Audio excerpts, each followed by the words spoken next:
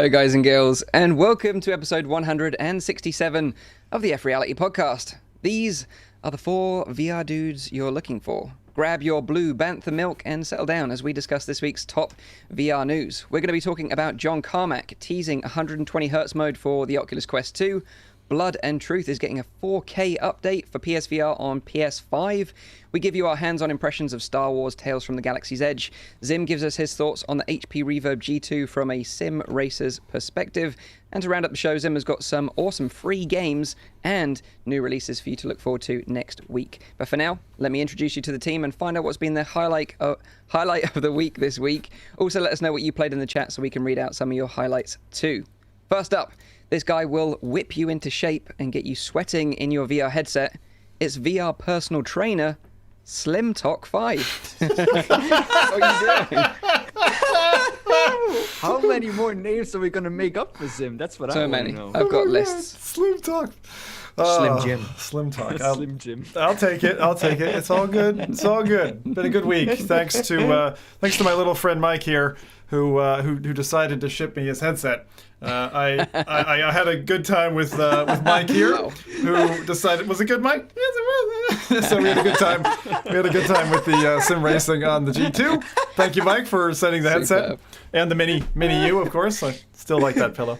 Although I've been threatening to cap it on eBay because I was like, I wonder what I could get for Mike's head on eBay. It's got to go for a good price by now, you know.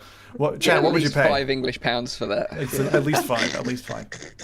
But my highlight of the week, mine was, as you guys know, I'm way too much into my music, and I mentioned it last week, and I kind of didn't know if it was going to be any good. But I went to this Venues event, which was done by Major Lazer, and it was like the most hopping VR event I've ever done, better than The Wave, which is a really high bar in my opinion. It wasn't as soulful as The Wave. The Wave really touched me kind of in a special place when I went to see it, and it was very volumetric. This was kind of what you would have expected. It was a mix, a kind of a blend between VR 360 video plus some stage elements, including pyrotechnics and lighting around the stage, and a feckin' killer set. If anyone doesn't know Major Lazer, it's very like reggae and dancehall, and because I grew up in the Caribbean, like that music when it gets going just gets me lit up. And I was hopping around like an idiot in my room beating to this music. It was just amazing. And I got to see other people, like literally you could tell that the ones who were literally jumping and moving about, you know, in venues. The biggest disappointment though was I was trying to get with other friends who liked music, and I could see other people at the event, but once you're in a full room of 10 or whatever it is, in your instance, you can't easily connect with another person. Right. So tagging on to a friend, I feel like what they should do is instead of limiting it to like a hard 10, like if there's friends, let them just flow into that room, because it's not going to drop the server just if, 10 shift over. Even if it maxed out at 20, it's probably still be fine. But they need that kind of a flow system so that friend-on-friend action can happen. Yeah, absolutely. Because, that's the magic of VR, right? Experiencing it with your friends and family and other people. Yeah. That you know. Yeah, but that but also the stranger's side. It was the first time I felt like I was at an actual music gig. And that was really nice. I could tell there was this like social barrier for a lot of people where they were kind of giggling and feeling a little bit uncomfortable. I find it easier to kind of shed that layer once I'm a kind of a track or two in. But it was really good. The biggest sad thing is even my kind of screen stripping ADB solution cannot record in venues. So they've managed a way to block that. So I could not record. I was all set up, ready to record. Black screen, couldn't get a thing. And you can't record on the device. There's nothing you can do other than sticking a camera in the headset or something. It's sad because, of course, it's a recorded thing, right? It's not live. It's not a live performance. And I'd love to see that again, just like with the Wave, go back again sometime. But that was definitely my highlight by far. So if people did miss it the first time around, is there a way to watch it again, or is there going to be a repeat of the event or anything like that, you think? I've been hunting at it and tweeting at the band. I don't know. At this point, there's no... I think it's just a live event, and it's going to sail past in time, which for all the work that they put into it and the dancers, etc., were incredible.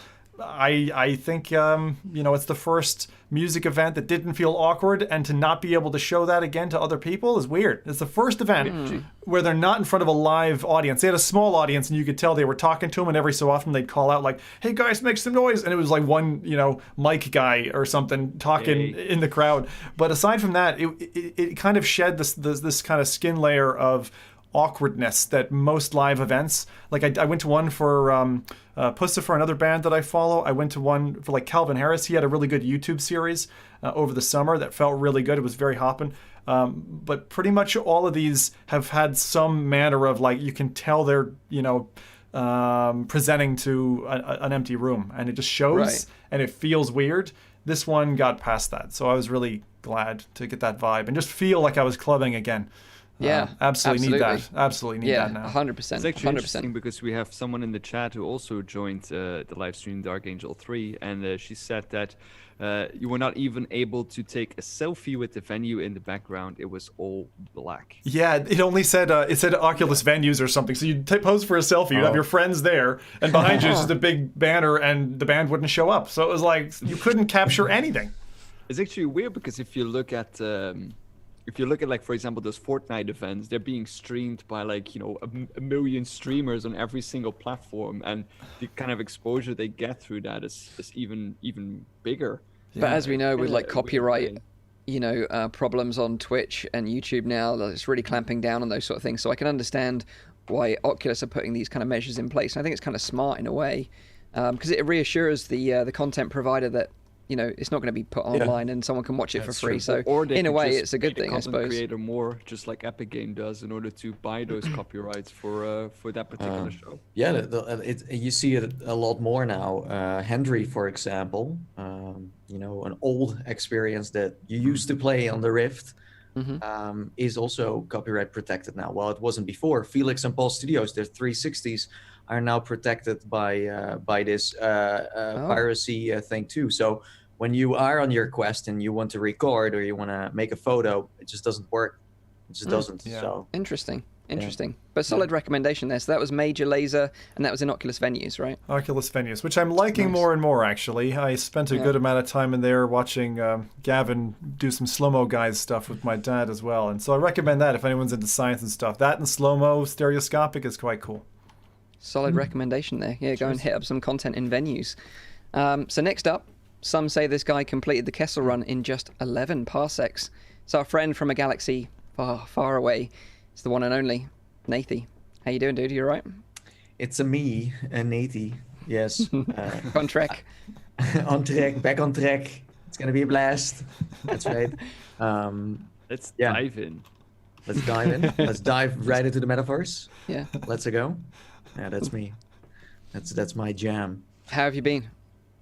I've been pretty good. Yeah, I've actually have been playing a lot of mini golf and Population One. And I don't know if you've seen the last show on video, then you must have noticed once where I left the studio because for some reason when Zim started talking about this mini golf game, I got triggered. I was like, I need to charge it now. And we're gonna play it after the show. and because I did see some videos of it and I thought it was awesome. I'm talking about walkabout mini golf. I also played Pro Pot before, but this one for some reason totally got me. So I jumped in. I think I jumped in with Zim because Zim said like, "Hey, you want to play?" I was like, "Okay." And then he also invited one of his friends over, and it's great. It's awesome. There's not much I can say in terms of mechanics or environments because they're just kind of basic, but it's just fun to be in there with friends and hang out, play mini golf. Yeah, it's something that I think I talked with Mike about last week in a personal conversation as well. Like, in these times, during this COVID stuff, the only really way that you can have some kind of physical interaction with friends and people is actually in virtual reality. And I think that, that it's amazing in a certain way. I've been going into Population One and you've been going into, mini golf, and you're not going in there specifically maybe to play the game or to have fun in there, but it's more to like to see your friends and to talk with them and to have fun, which is a very interesting kind of new way of experiencing this kind of media, right? Yeah, 100%. Like, Nathan and I jumped into it as well because he was telling me how good it was, and obviously Zim had recommended it on last week's show. So I was like, okay, I'll check this out as well. So we played it, we had some fun, and I think the great thing is, like, when someone's putting, and I think you can play it with up to 5 players, right? All socializing at once and taking it, in turns to hit the ball. But when they're playing, you can go and search around the map for these hidden balls that have been lost by previous players, and there's one in each stage, so it kind of adds another layer of gameplay in there. So then it becomes really addicting to like try and find all the lost balls. That is so addictive, man. Especially the way that they give you the balls at the end of the course. You wait until the end, then there's this pipe that's like coming down from off the wall, and it goes plonk, plonk, plonk. Like it feeds you all the balls that you found, and then these are skins that you can use in your next round of golf, and that just makes you want to like. It's like this little irk that says, oh, why don't you use one of those balls and go play another round? And so you just end up in this loop. And actually, I didn't say this, but my dad bought a Quest. He bought a Quest. I succeeded with a non-gamer. He's now converted, and he's in the ecosystem, which is just mad to me. That 2020 has resulted in that. Chad is asking, by the way, which golf game is it? Walkabout mini golf. Yeah, it's on Quest only, as far as I know. I don't think it's on PC right now. It's coming though. It's actually pipelined. There's a Steam landing page for Walkabout, and it's going to be cross-platform. These guys are great. I think what makes this game also so great, besides the social aspect, is that it's room skill. It's room skill in the purest form, where you just constantly walk around in such a natural way. You barely even notice that you're doing it. It just goes. So I think this, like, even yes, I get it. Like mini golf is well, pretty much the same when you play it outside of VR, because for some reason, and that's the strange part that I think is a shame, is that you can use VR as a medium, so you can make it as crazy as you want and make it as magical as you want. But the environments you play in are just normal environments. So I would say add more to it, add interactions that you usually wouldn't have. And when I played with Mike, I was like, imagine there is, for example, a Star Wars themed mini golf game, or where there's a Matrix level, like we have seen with the pinball title from Rainbow Road. Well, yeah, if you want to golf on that road while someone is driving by. Jesus. Maybe, but like Zen Studios did with pinball, where you had all these different themings, where you had Back to the Future and this underwater thing. I think with mini golf, that could be the same thing, where Ready Player 2 tie-in, for example. You could do a tie-in to the film or something, But yeah, they've certainly nailed the mechanics and the way of the way it feels, and the social interaction I think is spot on. Everything else is kind of basic, but it's still worth checking out. For sure, and that is how much was it again? $10.99 in pounds, $15. $15, yeah. One thing that I would say, just my opinion of going through various golf games, like Cloudlands or Cloudlands. The first one or the second one? Cloudlands, the first one, was a pretty solid game, but it did a little bit more of that crazy holes thing. Even like the last course was like 50 par or something, so you had 50 shots to make it to the end of the course.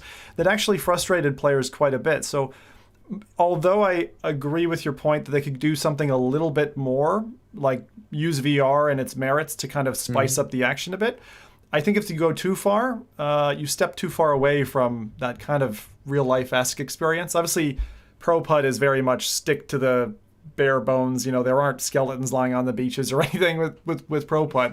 But I'd like to see more motion, like, motion in the scenes, more complex geometry. But I think they really have. They're the first kind of golf game that really makes that addictive loop. And zero gravity golf. Awesome. Zero gravity golf. Oh God, yeah. No, but I think this is the right moment to be launching a title like this, because of the pandemic, but also because Quest 2 is way more popular. I was disappointed that Cloudlands 2 kind of totally missed the mark. Well, I thought Cloudlands was going to be it on Quest, but it wasn't so good. So this is, in my opinion, the best mini golf game you can play. That is just casual, while Pro Putt is more simulation. But yeah, this one is just it's on point, and hopefully they add some more levels, because I do want to play more. Actually, when I was playing with Nathan, just one more thing. I wish Mechabit would bring Peerhead Arcade to Quest, because I think that game and all of its mini games would be fantastic for family play. And if they follow the exact same model, like 5 people can work off one license, I think they would kill it. So Mechabit, if you're listening, absolutely release on Quest and work on that if you're not already. Yes. Yeah, solid recommendations all round for Walkabout Mini Golf, so go check that out on Quest. Next up, this guy now looks at bananas in a completely different way and believes that the power of potassium can actually heal him in real life. It's, of course, Rowdy VR. How you doing? I'm doing great, and you're right. The only thing I've eaten this week is bananas and sodas, and I had a little bit of poppin' chicken. And Oh, nice. actually, it's funny because, well, I'll tell about my highlight first. So my highlight was definitely, playing with Zim and Nate in Population 1 this week. It's not the only VR game that I've played. I've also played a little bit of Star Wars Squadrons. But in terms of highlight, it was fun to just get together and score some wins in that in those first matches, which was a lot of fun. I actually saw that Nate has been performing quite well in Population 1 and has been trying to outrank me on the leaderboard. But I took care of that yesterday evening with Soul Man to get back on track, back on the top of the leaderboard. But the thing is, I went into the chicken place in Population 1, and I don't know if you guys realize that, but they have real menus there. So you can get some poppin' chicken. They have chicken and fries. The only thing is the fries are replaced by bananas. So if you look at the image, you get chickens with bananas and a soda can. Which I think is a neat kind of little Easter egg in there, that they have these kind of things in there, and everything costs $9.99, which is a really good price for like a pack of bananas, chicken, and also a soda can. So you're making me hungry now. By the way, eaten it today either. You know what was weird when I played it this week? Because yes, I've been playing a lot. Again, for some reason Zim invites me, and then things happen. I got really addicted, and I was also pretty good at it for some reason. I don't know how that happened, but anyways, because the servers are sometimes a little funky. Most of the time they work fine, but you have these moments where, for example, Zim was streaming yesterday. It was like, where the heck did the fall event go? It was just completely vanished. But for me, so I once logged in and I was level 999. Now, I'm sure a lot of people have ran into that, but a few days ago, I logged in and I was on someone else's account, and and he had like around 8,000 coins.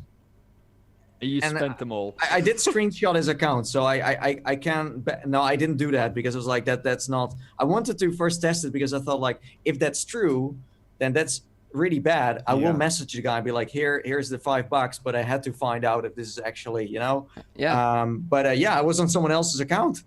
Like, How? I don't know. I'm serious. The database is getting screwed up. Like even last night. So what Nathan's talking about is, I think they must have been in some kind of maintenance period. Usually dev studios will have this where they like take the servers down. But it's like we had rolled halfway back to an old patch because gun sounds in the lobbies were still at 100%. The pumpkin patch area or whatever with all the straw hay bales, etc., the maze, the labyrinth that they've built for this new event, it was there. But then there was just some weird stuff going on, like the what do you call it? The menu icon for this new event. I'm trying to remember what that's called now. Wasn't showing. It wasn't even there. It was like I was into an old version of the interface, but interfacing with the newer version of the level. And then there were some old features that have been piped out that were in again. So bizarre. So there's some really squirrely things happening. They're obviously handling load. Wow. And also matchmaking was very difficult. I was in a game with only like 15 players. Like it took ages to fill the lobby, and then it just shipped the game after a certain amount of time. And so it just wasn't very good. So if you're into Pop 1, you'll be noticing. Did you report this to the devs? Quite few. No, I haven't. It was. I checked it again this morning. It's since repaired itself back to the original status. Bizarre. The thing is, Nate has just confirmed that he's one of the hackers that I just get frustrated on, because I did encounter like a few hackers again. I had the weirdest one. I think it was Sunday last week, where me and Soulman were just playing a game, and we just jumped off of the balustrade. You know, we just landed, and all of a sudden, this guy like spawned in front of us, like literally like teleport spawn with a shotgun in his hand, blasted me in the face, and then like half a second later, he was in front of Soul Man, who was like, you know, 100 meters further, and blasted him in the face as well. And then the third teammate half a second later also blasted him in the face, and we had a full team wipe. Oh. These kind of things I really need to try and tackle down, because they become problematic. The game doesn't like didn't Pavlov or Onward get a hack shield like last year? Because this game doesn't have a hack shield. Usually if you play an online game like CSGO or Call of Duty, there's a hack shield, but VR games don't have hack shields. So but that's gonna spawn in guns straight away and kill you the moment you spawn. Because this guy hadn't landed, because we literally like we were still in the air, we were landing on the floor, and we jumped straight off, so there was no way that someone could have landed, you know, before us, pick up a shotgun and then managed to like shoot all three of us in a matter of like two seconds. It sounds like the Russian hackers are at it again. Yeah, exactly. But anyway, go on. Go ahead, Mike. No, go on. I was just going to say, it's good to hear that you're still enjoying the game, though. You're still playing it regularly. Definitely still enjoying the game, and definitely still having fun in it as well. It's a great game. It's just like these kind of things need to get taken care of, I think.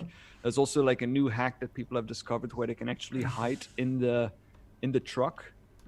So they can hide in the truck and like just you know, stick their head out or the gun out and try shooting you down. Sorry, I thought you were gonna say hide in the trash bin, because every time I'm in a lobby with Nate, he's hiding in a bin. I saw his face. He's like, shit, they know, it's me. You know what I'm also doing? Like, so I sit in the garbage can with my head, and then it's like I'm like my gun is like out of it, and I'm shooting, and then I always say like, so this is how Mike plays. You know, this is how he wins games. I have every time I do that. So Mike, if you ever play the game, someone's like, "Hey, Mike, you're garbage," then you know where it's coming from. Nice, thank you for that. Thank you.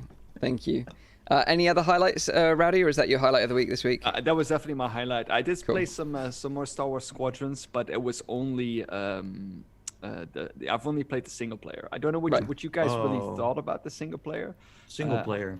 Like my honest impression of it is that it's all right. You know, it's you know, the story is not that great. I think I find it sometimes a little bit dragging out, and I find the missions a bit repetitive. So far, I've done like maybe 4 or 5 missions. I really like the first mission, but after that, it got a little bit more repetitive. It's like a typical EA campaign. It's like here's a single player because we have to make one nowadays, but it's really it's like Call of Duty 2. You know, you play the campaigns like but then you go for the multiplayer. That's where exactly. That makes perfect sense. I think the coolest thing about all that is that they're actually bringing squad battles. They're bringing private matches. That news came this week as well. But it's just like fantastic. I can't be happier, because we had originally tried to put a 5v5 tubers thing together, which didn't work out. So we shipped one crew of 5 off and then did the other crew of 5. But I'm really looking forward to private matches in that game. Again, it's like Solaris. That wasn't there out the gates. And in my opinion,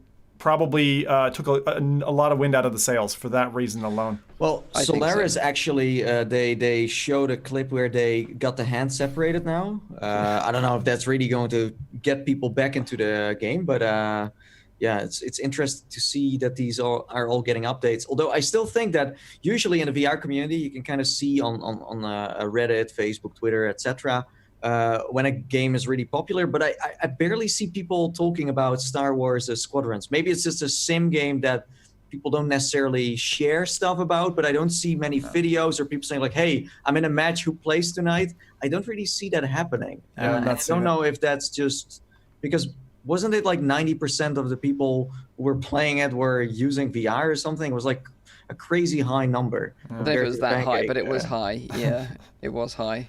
But there's one more thing that I want to... Oh, go ahead. No, you still want to say something about Star Wars? I was just going to say I really enjoy Squadrons, the single player and the multiplayer. I think it's an awesome VR game. You know, with a HOTAS, you know, there's nothing more immersive, I don't think, in my opinion. I haven't done that yet. I've only played with an Xbox controller since I don't have it's really HOTAS great at the moment. But there's one more thing I want to show is that I was thinking about making this my highlight, but... Yay! Finally has arrived. I know. Nice. My processor. Congrats. Yeah. Nice. Superb. So next week you'll be all up and running. making videos again. Hopefully, yeah. Making prison boss videos for us. Yeah, exactly. That's the whole coming out on reason. Quest In 4K with that processor, I see. Exactly. In 80, screw you.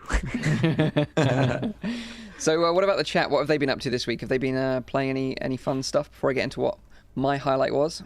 Yes, we have Limitless Gaming, who has been enjoying the new Star Wars game. He says, very cool. Then we have Stuart, who has been diving into Squadrons. He said, new ships are coming. Then we have Jeffrey. He says, thanks for your hard work on the show. I made nutria stew in The Walking Dead Saints and Sinners this week. Tip from Texas, don't eat nutria.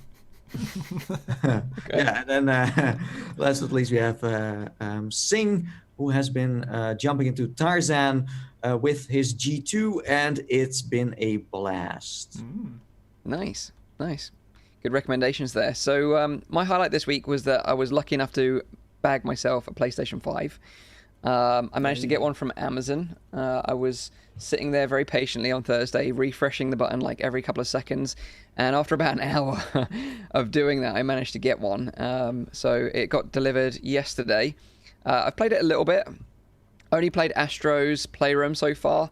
But it was kind of one of those things that, I wasn't really that interested in getting one at first because of the lack of VR content.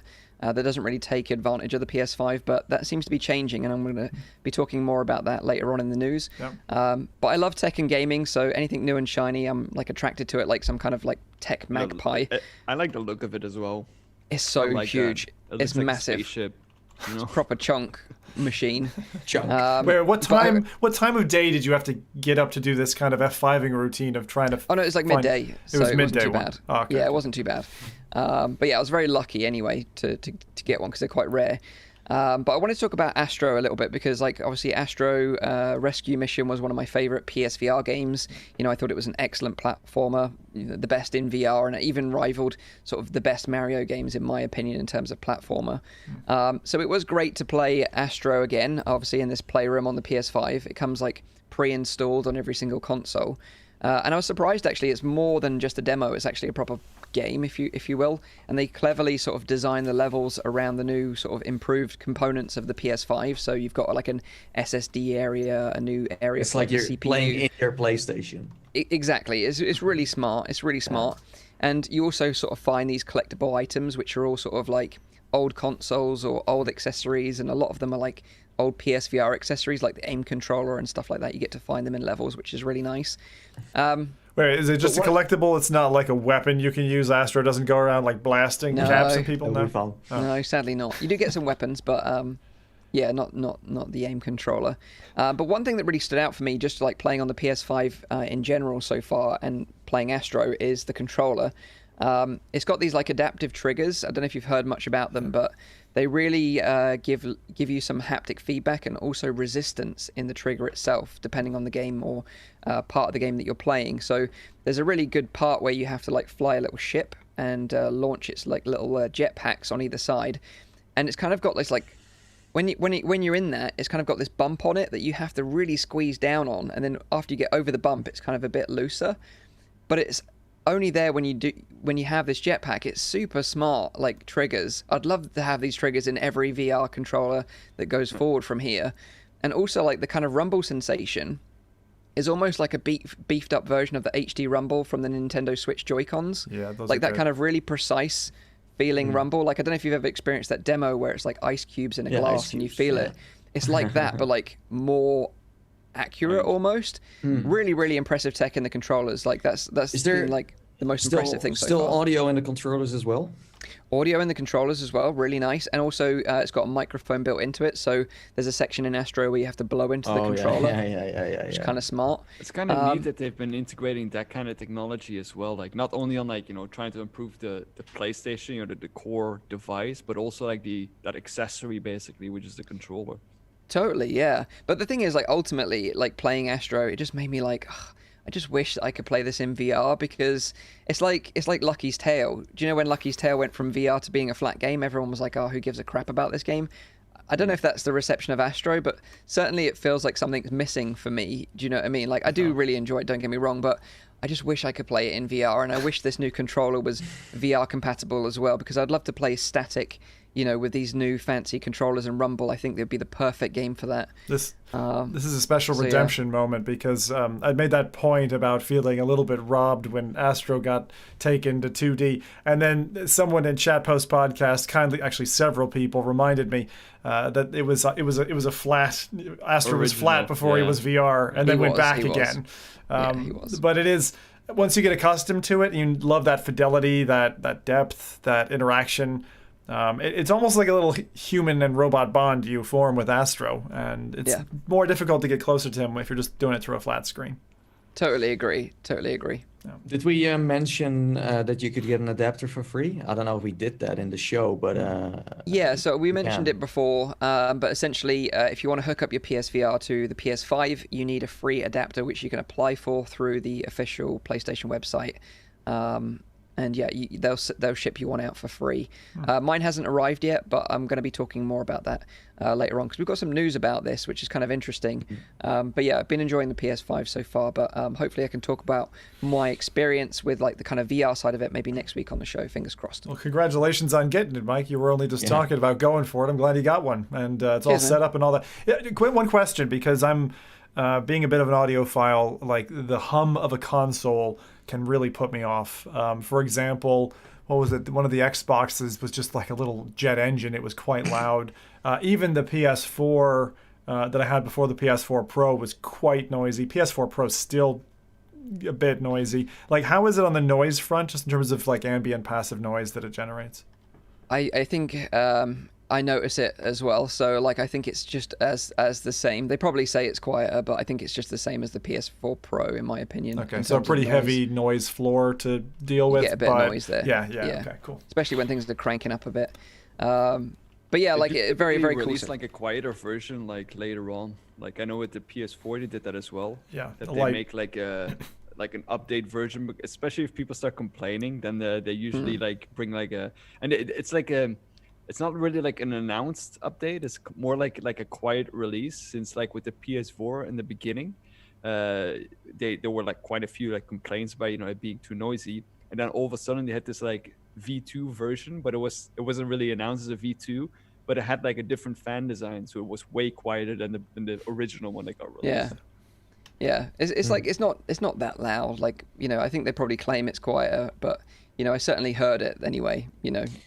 Yeah, it depends on what you play as well, right? Yeah, totally. I'm sure if you play Blood and Truth or Iron Man, or for example, Static, I don't think would be so bad. But if you play Iron Man, then it's pretty crazy. Then you could really go to the moon with your console. But you having fun with it, Mike? Is it like is it the shiny new toy you hope it would be?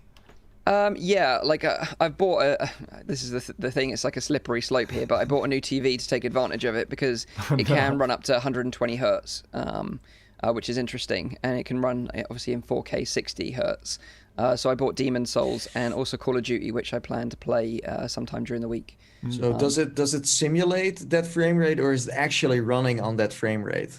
Actually running on that frame rate, yeah. Wow. Yeah. And I said, in the news, I've got some a little update about Blood and Truth, which is quite interesting about the PS5. Yeah.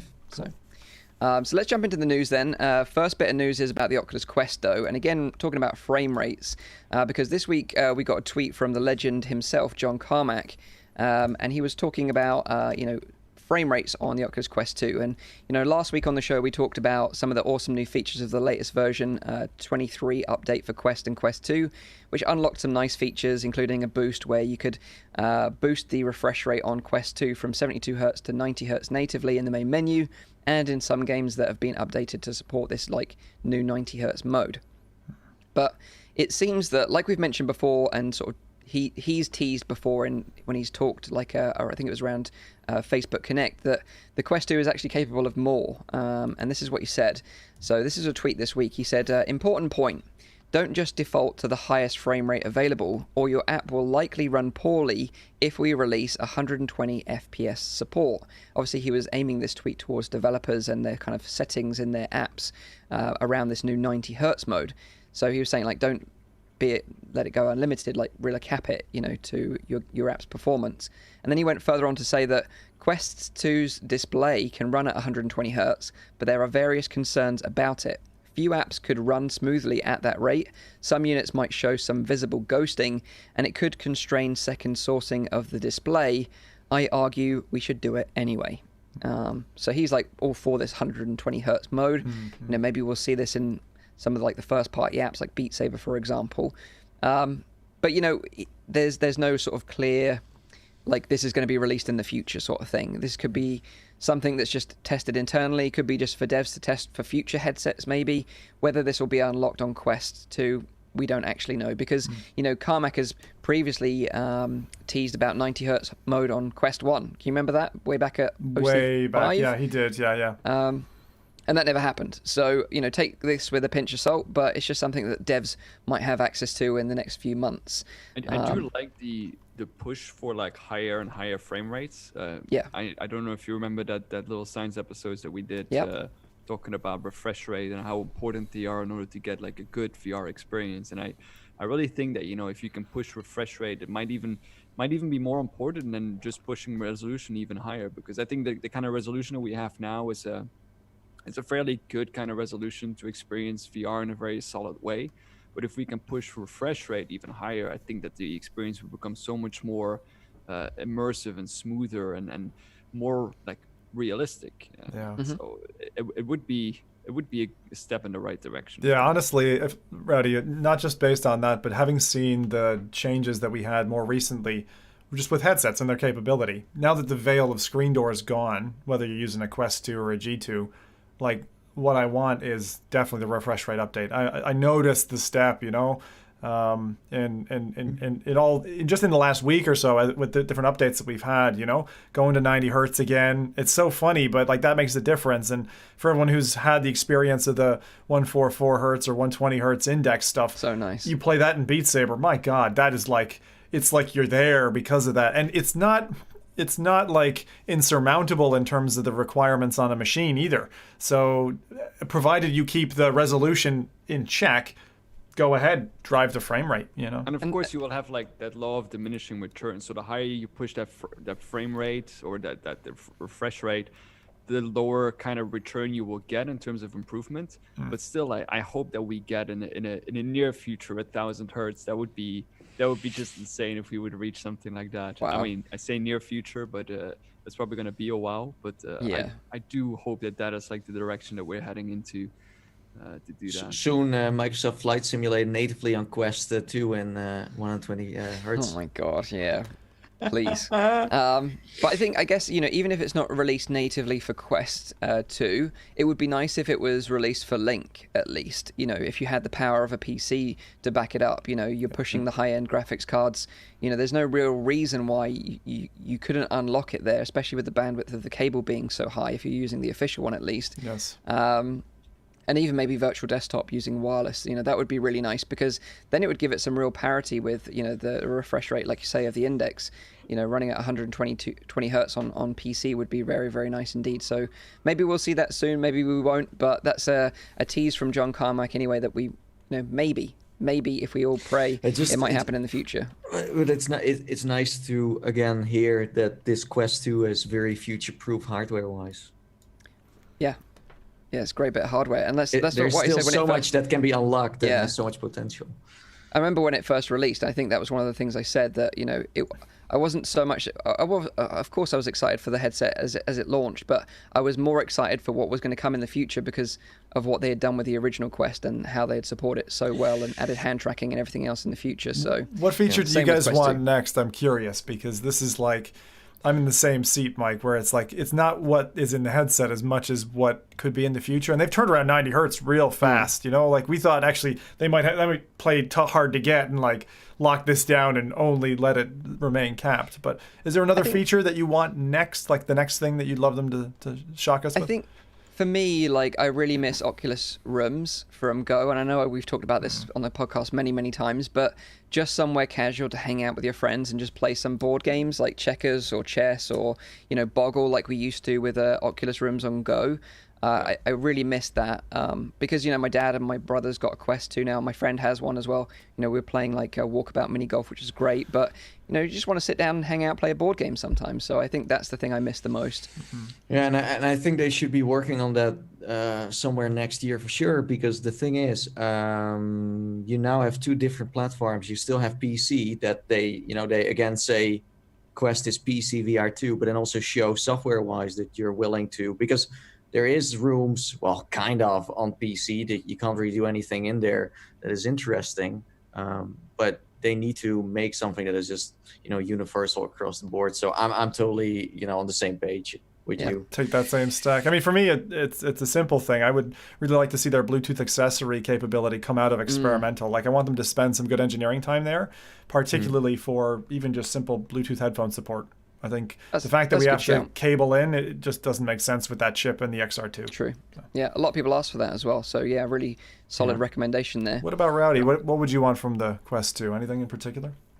I mean, I think it's a great headset as it is. The main gripe for me is still like, the head strap, but of course you already have the Elite one, or maybe, even a better head strap or more comfortable. But I think the general things that they've been doing is like reducing weight and improving refresh rate. I think if you get those things and you keep on pushing on that kind of platform, then the headset will keep on getting better. For me, resolution is not really. I mean, I've said that even with the original Quest and the original Vive, even though the improvement is nice, but it's not for me the kind of thing to keep on improving. Maybe a field of view.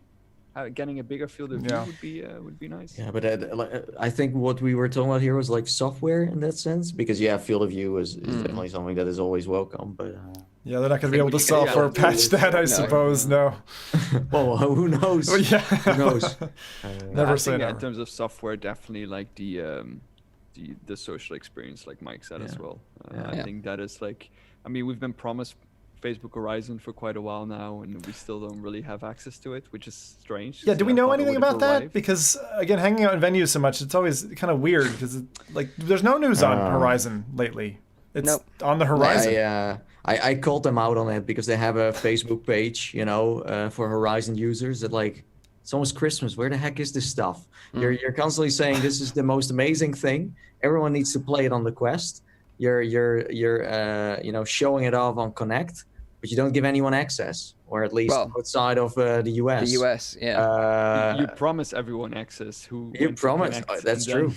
It doesn't happen. We have one great suggestion from the chat still in terms of like a software upgrade. It's no Facebook login.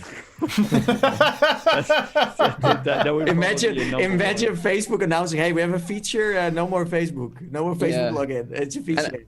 I should mention actually, because it's a little update. I mentioned about the whole hack thing, or people were trying to break into a jailbreak it. It turned out I think that was a fake in the end. The rumor of jailbreak actually working. So I think my initial thoughts on it were right, because they didn't show any evidence of it actually working, and they still haven't. So I think major websites like Road to VR and I think Upload VR wrote articles saying that they believe that the claims were fake, as there was a whistleblower within the group that said it was fake. So until otherwise, we need Tom Cruise to do it. Mission Impossible. There you go. Yeah. Him and his Scientology friends will crack it, no worries. So anyway, that is 120 hertz, maybe coming to Quest 2 in the future. So we'll keep you updated with that if we hear any more.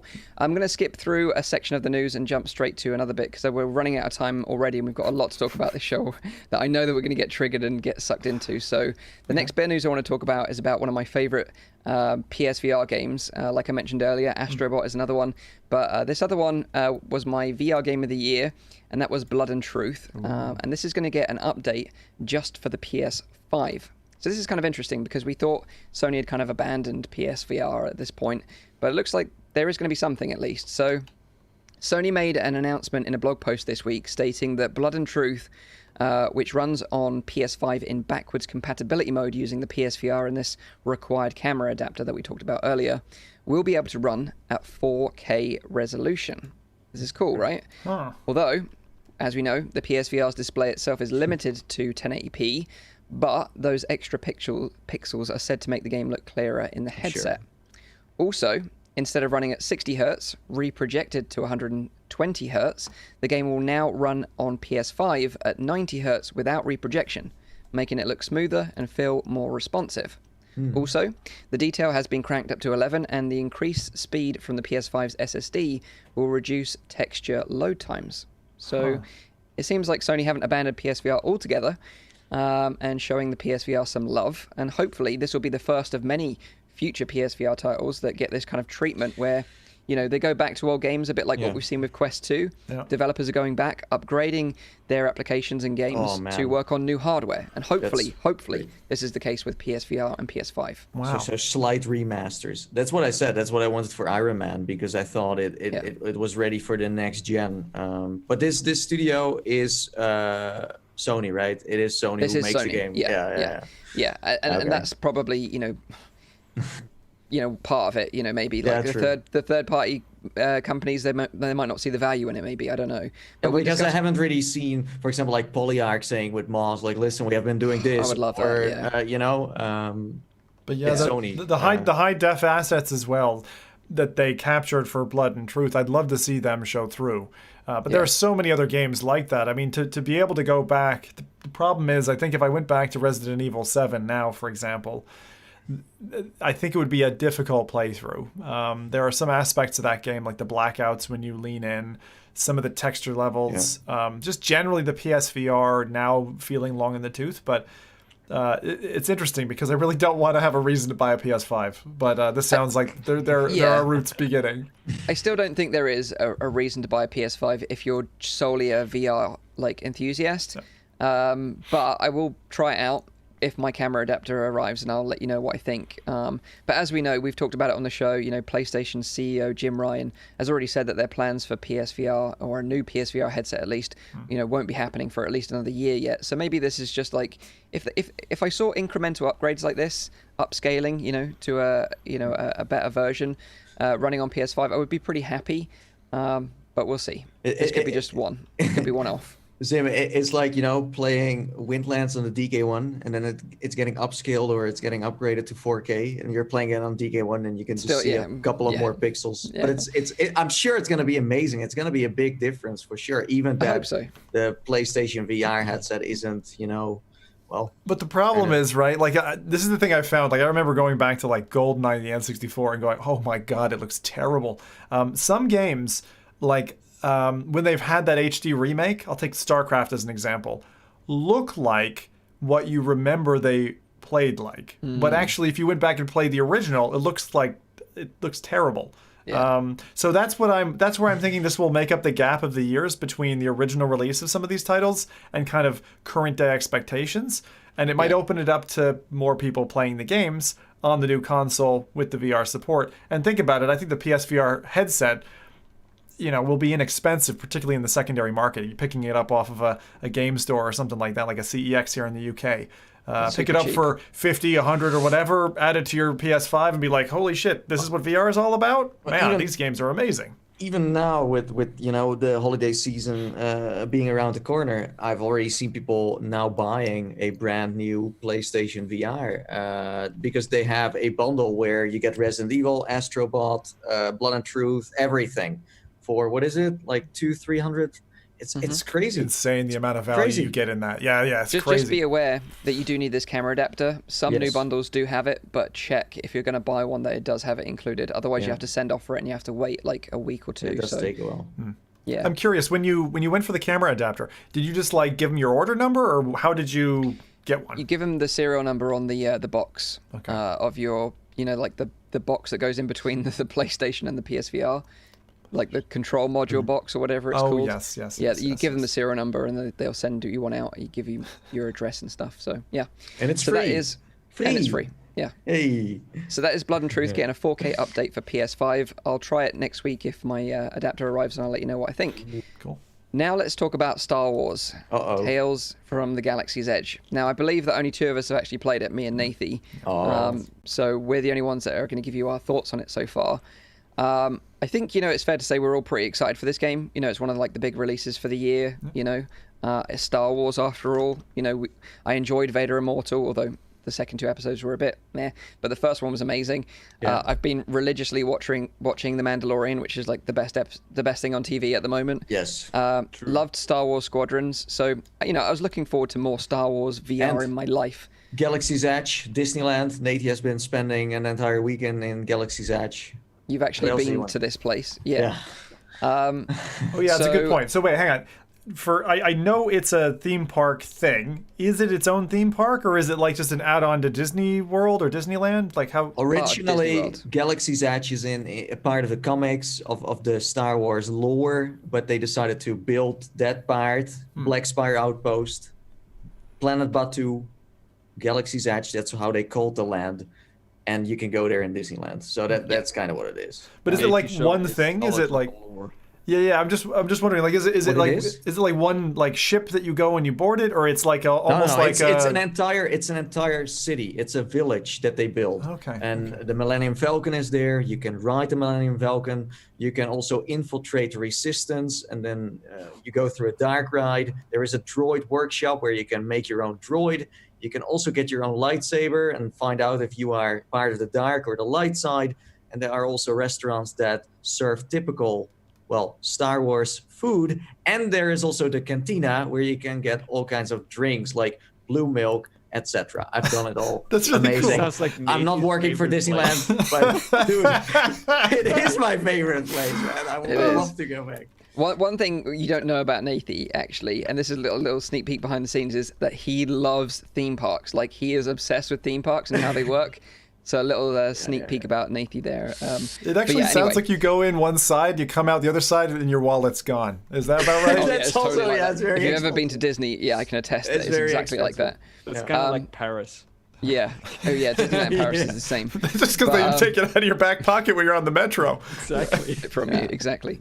But yeah, this Tales from Galaxy's Edge, it released on Quest as a Quest exclusive, actually, on the 19th, so Thursday last week. It might come to other platforms in the future, but nothing has been announced yet. The basic story premise, without spoiling anything, is that you play a droid repair technician that gets kind of intercepted by this Gawavian death gang, which kind of featured in, I think it was Force Awakens. They attack Han and Chewie on the Millennium Falcon. But they want some of your cargo. You end up crash landing on the Black Spire outpost on the planet Batu.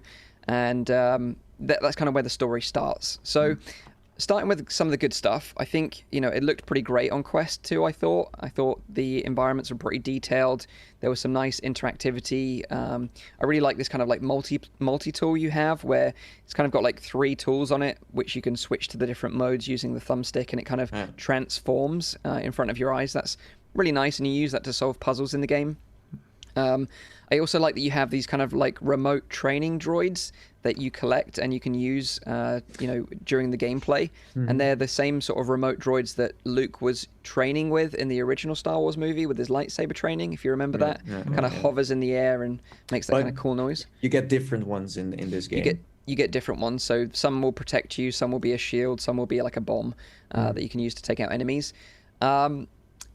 But I think essentially, like, I was surprised actually this game is more of a first-person shooter than I anticipated. It is like a lot of shooting. There's story heavy at the beginning, but then it just becomes into like a repetitive shooter after a little while. And it's kind of a pretty basic first-person shooter in my opinion. That's kind of got this Star Wars skin wrapped around it. There's a handful of guns that you get to use. Some are some sort of weapons from the movie, which is kind of nice. But you've got like a little vent that you can almost like reload it, and then it's out of ammo, and then you just toss it and then pick up another one. That's kind of how it works. And you've got slots on your belt that you can store a couple of guns. And you also have a jetpack that you can use for battle or to get to higher places. Yeah, and that sounds cooler than it actually is, because it gives you like these kind of ideas of like a Mandalorian backpack where you can like rocket up into the air and fire death from above. It does go up. It does go up, but you can't actually. But you can't move while you're up in the air. No. So don't get any ideas of being like Rocket Raccoon from like Marvel Avengers. Like where you could play it in that game. That was really cool. Or Mando. Not like that. No. Or Mando. It's not like that. But overall, I think I found the story was the weakest part of this. Oh, really? The game is only like 3 hours long in total, and that's including some bonus like area that you unlock through a side mission through the cantina. but it feels like the game ends like just as it was getting interesting, and for me, you know, even in the main menu, you've got a section at the beginning that says buy expansion, which isn't available yet. But when you click on it, it says, oh yeah, more content is coming in 2021. No. And I feel like with the Vader Immortal series, they were like, oh, this is episode 1. So you knew from the beginning that there was going to be more episodes. But I didn't feel like that was particularly well explained with this game, that, oh, this is just the beginning and there's more content coming in the future and you're going to have to pay for it, by the way, as well. So it's weird. I kind of felt like a bit disappointed at the end that this was all we got, because I felt like we were kind of, it wasn't explained properly that there was going to be more behind a paywall in the future. Yeah, I'm going to play a little bit like devil's advocate here. Is the 3 hours fun though? It's fun, but instantly forgettable, I would say. You know, where Vader Immortal was very linear, but because it was linear, they could really crank in the story, and it was a really great story, and I felt like a connection with Zoe, like my co-pilot. You know, you broke out of prison together. It felt like really epic, and you find a lightsaber, and that's really cool, and you see a side to Vader that you've never seen before, and even in the movies, you know, like this kind of like vulnerable side to him. Whereas with Galaxy's Edge, you don't really feel that connection with any of the characters, and you don't really get that really interesting insight into any of the characters that you really want to know more about. Yeah, they are. So, as we said, it's called Tales from the Galaxy's Edge. So they're trying to tell more than one story. So every story you play is quite short. And in Vader Immortal, it's of course one story. Although Vader Immortal is for 3 hours, so it's the price is not that high for the game, though, right? No, but so Vader Immortal is a cinematic experience. This is a gamified adventure. So we wanted more gameplay. We got more gameplay. I think they have improved a lot. I think ILM X Lab has shown that they are able to create something where it's more playable and you also have these interactive moments. But compared to Vader Immortal, we got, yes, more gameplay. That is, yeah, okay, basic, but it works. It does the trick. It's kind of entertaining. But then story-wise, it's just not so great. So I feel like every time they make something, they just don't get enough time. They don't get enough, space to really create what they want to create. I don't think it's the studio's fault. It's just someone saying, okay, we need a game this holiday season. It needs to be done by then. Yeah, it's fixed scope. Just see how you're going to do it. And they just had to make decisions there. Because you can see the potential in this game. You can see where they want to go with it. But as Mike said, it's forgettable in the sense of the story. And that's what makes Star Wars Star Wars. It's the story and then the characters and then the enemies and then the gameplay. It's not very innovative. It's a very basic shooter. So if you would take away the Star Wars parts out of it, people would say, this game is not so great and I would not buy it. But because the Star Wars gift wrap is around it, then suddenly it's more acceptable, because what I'm hinting towards is that I've seen the reviews. The reviews are, in my opinion, quite high. But then again, it's Star Wars. And if we are a little bit more critical together, I think we're going to see more improvements in the future, because I've said this many times before, we vote with our wallets, and this is just not good enough. Yeah, so we now have basically 3 games in VR that are Star Wars related, right? Of those 3, which one would you put on the top, and which one would you put on the bottom? Yeah, but it comes from different developers. I don't think it's fair to do that. But if you say, like, I'm gonna buy one Star Wars game for Christmas, which one are you buying? Squadrons. I would say Vader Immortal, but I would say Vader Immortal, Squadrons, than this in terms of my ranking. And I know Vader Immortal was linear, but I felt like the story benefited from that. Yeah, and I think there was a good review that I read, and it said something like, "This is like baby's first person shooter in VR wrapped in Star Wars," and that's pretty much accurate, because like it is like it's not particularly challenging. And I think the problem is... That's the opposite of what I heard. I heard the difficulty was actually quite high, even on like normal. And what mode did you play it on? I played it on normal. Yeah. And you found it pretty much a breeze for a veteran FPS person? Yeah. So Yeah. I need to point out that the enemies in this title, if you rush through it and you just play it like you would in Population 1 or Onward, the enemies have no idea what is happening to them, and they just don't know how to anticipate. So the enemies are just, the AI isn't that smart, and they're not that dangerous. So I think that if you have been playing more shooters, yeah, it's an easy game. But if you are a casual player, I do think it's challenging enough. But what I want to say is that, and this is what I said before, this game has been made as a system seller. Okay, this is a game that they wanted to release this holiday season. It serves a certain purpose that a Squadrons doesn't serve, or any other. Of course, they also need to sell, but they also need to be good. Where here, it's for the starters, it's for the new folks. They're going to be amazed by it anyways. They're going to have a blast. But if you are a VR enthusiast who has been playing a lot of other titles that were more unique, more innovative, more interesting, this is not it. And yes, if you then like the whole Star Wars universe, you might be able to withstand it. But I don't know. I think you make a really good point there, Nathan, and that is that if you've just got a Quest 2 as your first headset and you're going to play this, you'll love it. But if you've that's with every game, of course. Yeah.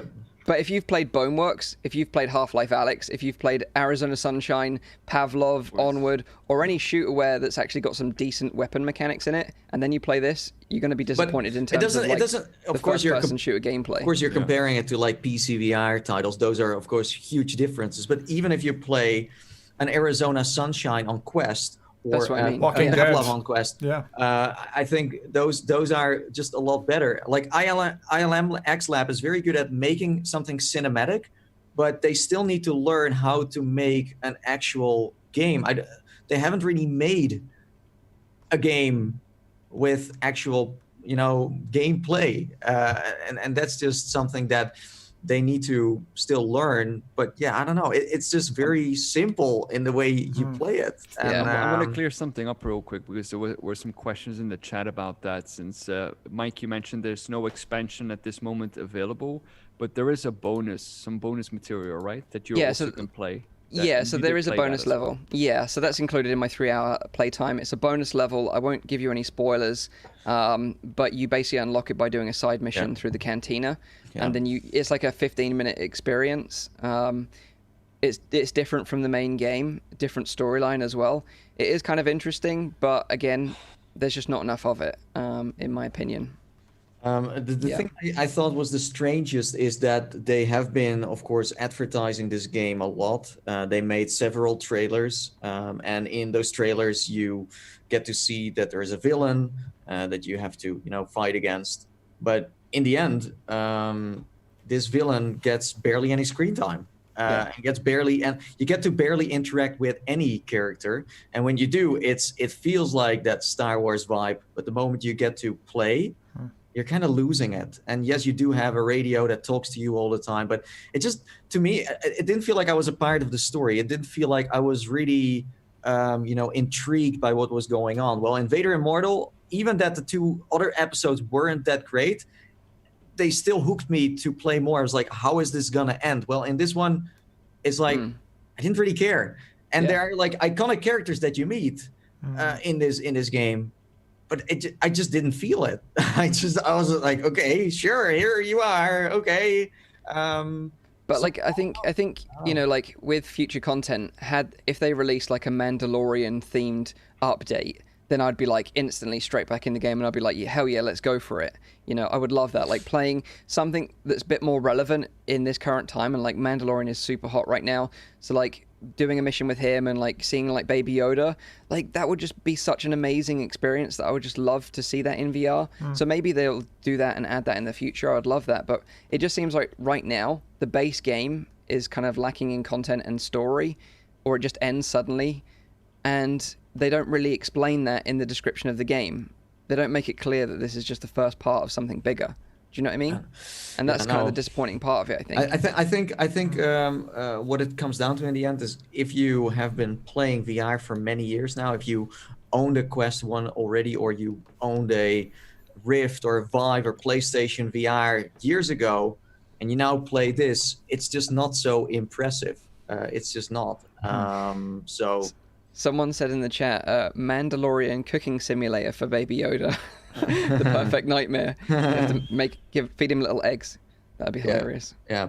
I don't know. Like it's a bit of a mixed bag because on one side people because I've also been saying things on Twitter about what I thought of this game, and people say, yeah, but Nate, you've been in the industry for so long, and give this game some more credits. Yep. But that again, it depends on the personal experiences you had in the past. For me, this is just very basic. There's nothing wrong with that. I understand the purpose this game serves, who it's going to get sold to, but I'm not the audience. That's what I'm saying. I totally agree. And I think, if you're a newcomer, you'll probably love it. But I think, like you say, if you're a bit more experienced in VR and you've tried other first-person shooters, you'll probably find it a bit meh. Yeah, and even that we are, of course, big Star Wars fans. It's not enough to keep us playing. No, and I think I would have let the average first-person shooter gameplay pass if the story was better and more engaging. That would have been a pass then. Do you know what I mean? True. But it's lacking that. So that's interesting. So would you guys say, what's your verdict on this? Is this something that's even passable? Like, should we pass on it? Like, not even spend the time to play it? You should play it, but it's just very average. It's just very average, I would say. It's just okay. It's not great. It's not bad. It's in the middle. I'll be honest. I'm scared because wasn't much a fan of Vader. I'm a big FPS guy, and if it's got lackluster FPS, then maybe it's a skip for me. But I'll give it a go. You should definitely still play it. You should definitely still play it. I do still think Johnny Wells says, this is not the way. It's not the way. No, you're right. but to kind of wrap this part up, I think it's a good sign to see that ILM X Lab is now trying to create something that is cinematic and a game and trying to combine that. And I think maybe with the next one, they're going to create something that is way more epic. But I still think it's all based on how much time the studio gets to really put something in the oven that is proper. I think that's imagine if this was co-op. It would have instantly made the game so much better. Do you know what I mean? Like being able to throw your gun. That's an easy recipe for repetitive gameplay. If you throw a friend in, we have played some bad games, and if you play it with a friend, then suddenly it's actually hello Stormland. Yeah, hello. Yeah. Poor GT had to endure me playing through Stormland, bless him, and I was cursing through the whole thing. We couldn't use any of the footage in the end because I was so upset that it was so bad. The multiplayer aspect of it anyway. But anyway, I digress. So that is our sort of hands-on impressions of Star Wars Tales from the Galaxy's Edge. We think it's all right, but I think if you're a newcomer, you'll probably enjoy it more than the VR veterans out there, that's for sure. So now it's time to pass it over to Zim to talk about his experience with the HP Reverb G2. As I promised, I would send him out my headset and for him to try it out. And he's had it for a week now. And interesting to see what you think from a sim racer's perspective and also just sort of general VR legend. So it's a very interesting headset. I would say that much more than the Quest 2, which is like an all-rounder. It's a very pointed headset, would be my summary of it. It's a tool that does one particular thing very well. And I think others have summarized that. So I've got some kind of points in front of me, and I'll just kind of walk through the pros and cons, I think, of this headset and my reaction to it. I've had 3 kind of solid play sessions with it now. One focused on sim racing, one on basically setup and kind of first touch, and then another just general gameplay. So to answer the obvious gorilla question in the room, which is it good for simmers?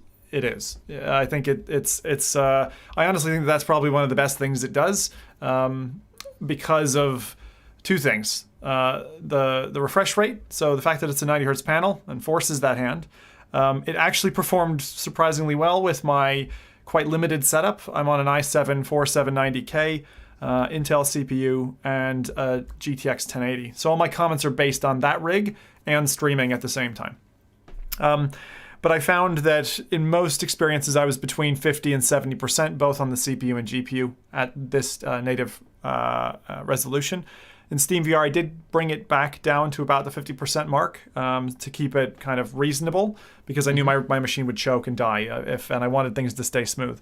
But that was really it. The smoothness of the headset, particularly going into turns and things with the vehicle, meant that I was able to take those corners more accurately, which is like if you're a racer, the smoothness going into that corner makes or breaks it. You feck up a corner, your lap is done with, and your race time is done with, and you might even have lost the position you were in. So I found it was actually a stark difference from headset to headset that on the corners I was getting that kind of corner eye tracking fidelity. So that was great. The other thing that I found was that was really, really positive about the headset was in the distance, like the seats in the bleachers, the trees on the horizon were popping out at me and catching my eye in a weird, very natural way. So it felt like a more realistic landscape. So those are the things that, for me, the G2 kind of really sang on. Some of the things that, out of the box, my first impressions were, it's a pretty light headset. It's very balanced and it's comfortable on the face. What I took for granted when I first put it on was, I can wear it like I would an Oculus headset, which is quite light on the face. You can't. You have to clamp this thing to your face to get the proper FOV out of it. Like, I found that the FOV at, I'll call it my normal resting face pressure, felt very CV1 in terms of FOV. But if I dialed it in to the point where after an hour I had face marks on the top of my face and my cheeks, the FOV felt getting closer to index grade, like it was quite a bit wider. And I liked that, and that made a big difference, but it just means that I have to wear it a little bit tighter on my face than I'd expected to, and that is comfortable for me. And the setup process took a long time. So I don't mind like one-time setup. I'm a techie. I'm well used to dedicating a day to something if I need to. But I would say that if it was me unboxing this headset, it probably would have taken me 3 hours to set it up from scratch, undistracted. I say that because following the instructions in the box, the first thing said, go to Windows Update and do the update. And the update forced a 45-minute, my PC's offline on a blue screen install, which was a bit of a headache, especially because I was midstream. But again, I brushed that to the side. But that piece of software, plus the software for like Microsoft's kind of Windows mixed reality software, plus the Steam install, those three bits together and configuring SteamVR a little bit are quite a headache. I would say it's one of the most obtuse setup processes that I've had if I count all those bits. I think if you're coming from an existing Windows mixed reality headset, you're going to go, this was easy, Zim. It was like 20 minutes, right? It was like bing, bang, boom. I've already got the components in. All I had to do was snap in the headset, and it would feel like if you were setting up like a Rift S, for example. Plug in 2 bits, and you're good. Yeah, for me, like the setup, I think I had the latest Windows update anyway, so that probably helped me. But I just remember just plugging it in, and it's like, Windows mixed reality port here, like you can jump into VR. I think it was literally like 5 or 10 minutes. But then, like you say, you have to download the Steam VR Windows portal within that to link it to Steam VR. That was the only hassle I felt, but... So that bit was easy for me. But I was, again, going into this, I was completely new to Windows MR. Sure, I've used the headsets before, but I've never set them up in my home environment. So all of that was brand new to me, and I had to go through the trundle. I didn't find their instruction manual was very straightforward. I thought it wasn't detailed in the places where it should have been, blah, blah. So they've got some work to do in that. The whole Cliff House experience I thought was all right. It just kind of feels unnecessary. Like, great, they put a lot of time and attention. It's fun seeing Superhot and Minecraft and other Windows assets or Microsoft assets kind of littered about this place. And I remember staring at a tree for a good minute going, I can see that like I can see it with my real eyes. Like the bark on the tree resolution was like really cool. And then I got into Skyrim and I was like, I held up a weapon and I'm like, this is completely unimpeded. There's nothing between me and the texture. Like it is literally... Poor viewers. Poor viewers on stream. It's like, I was...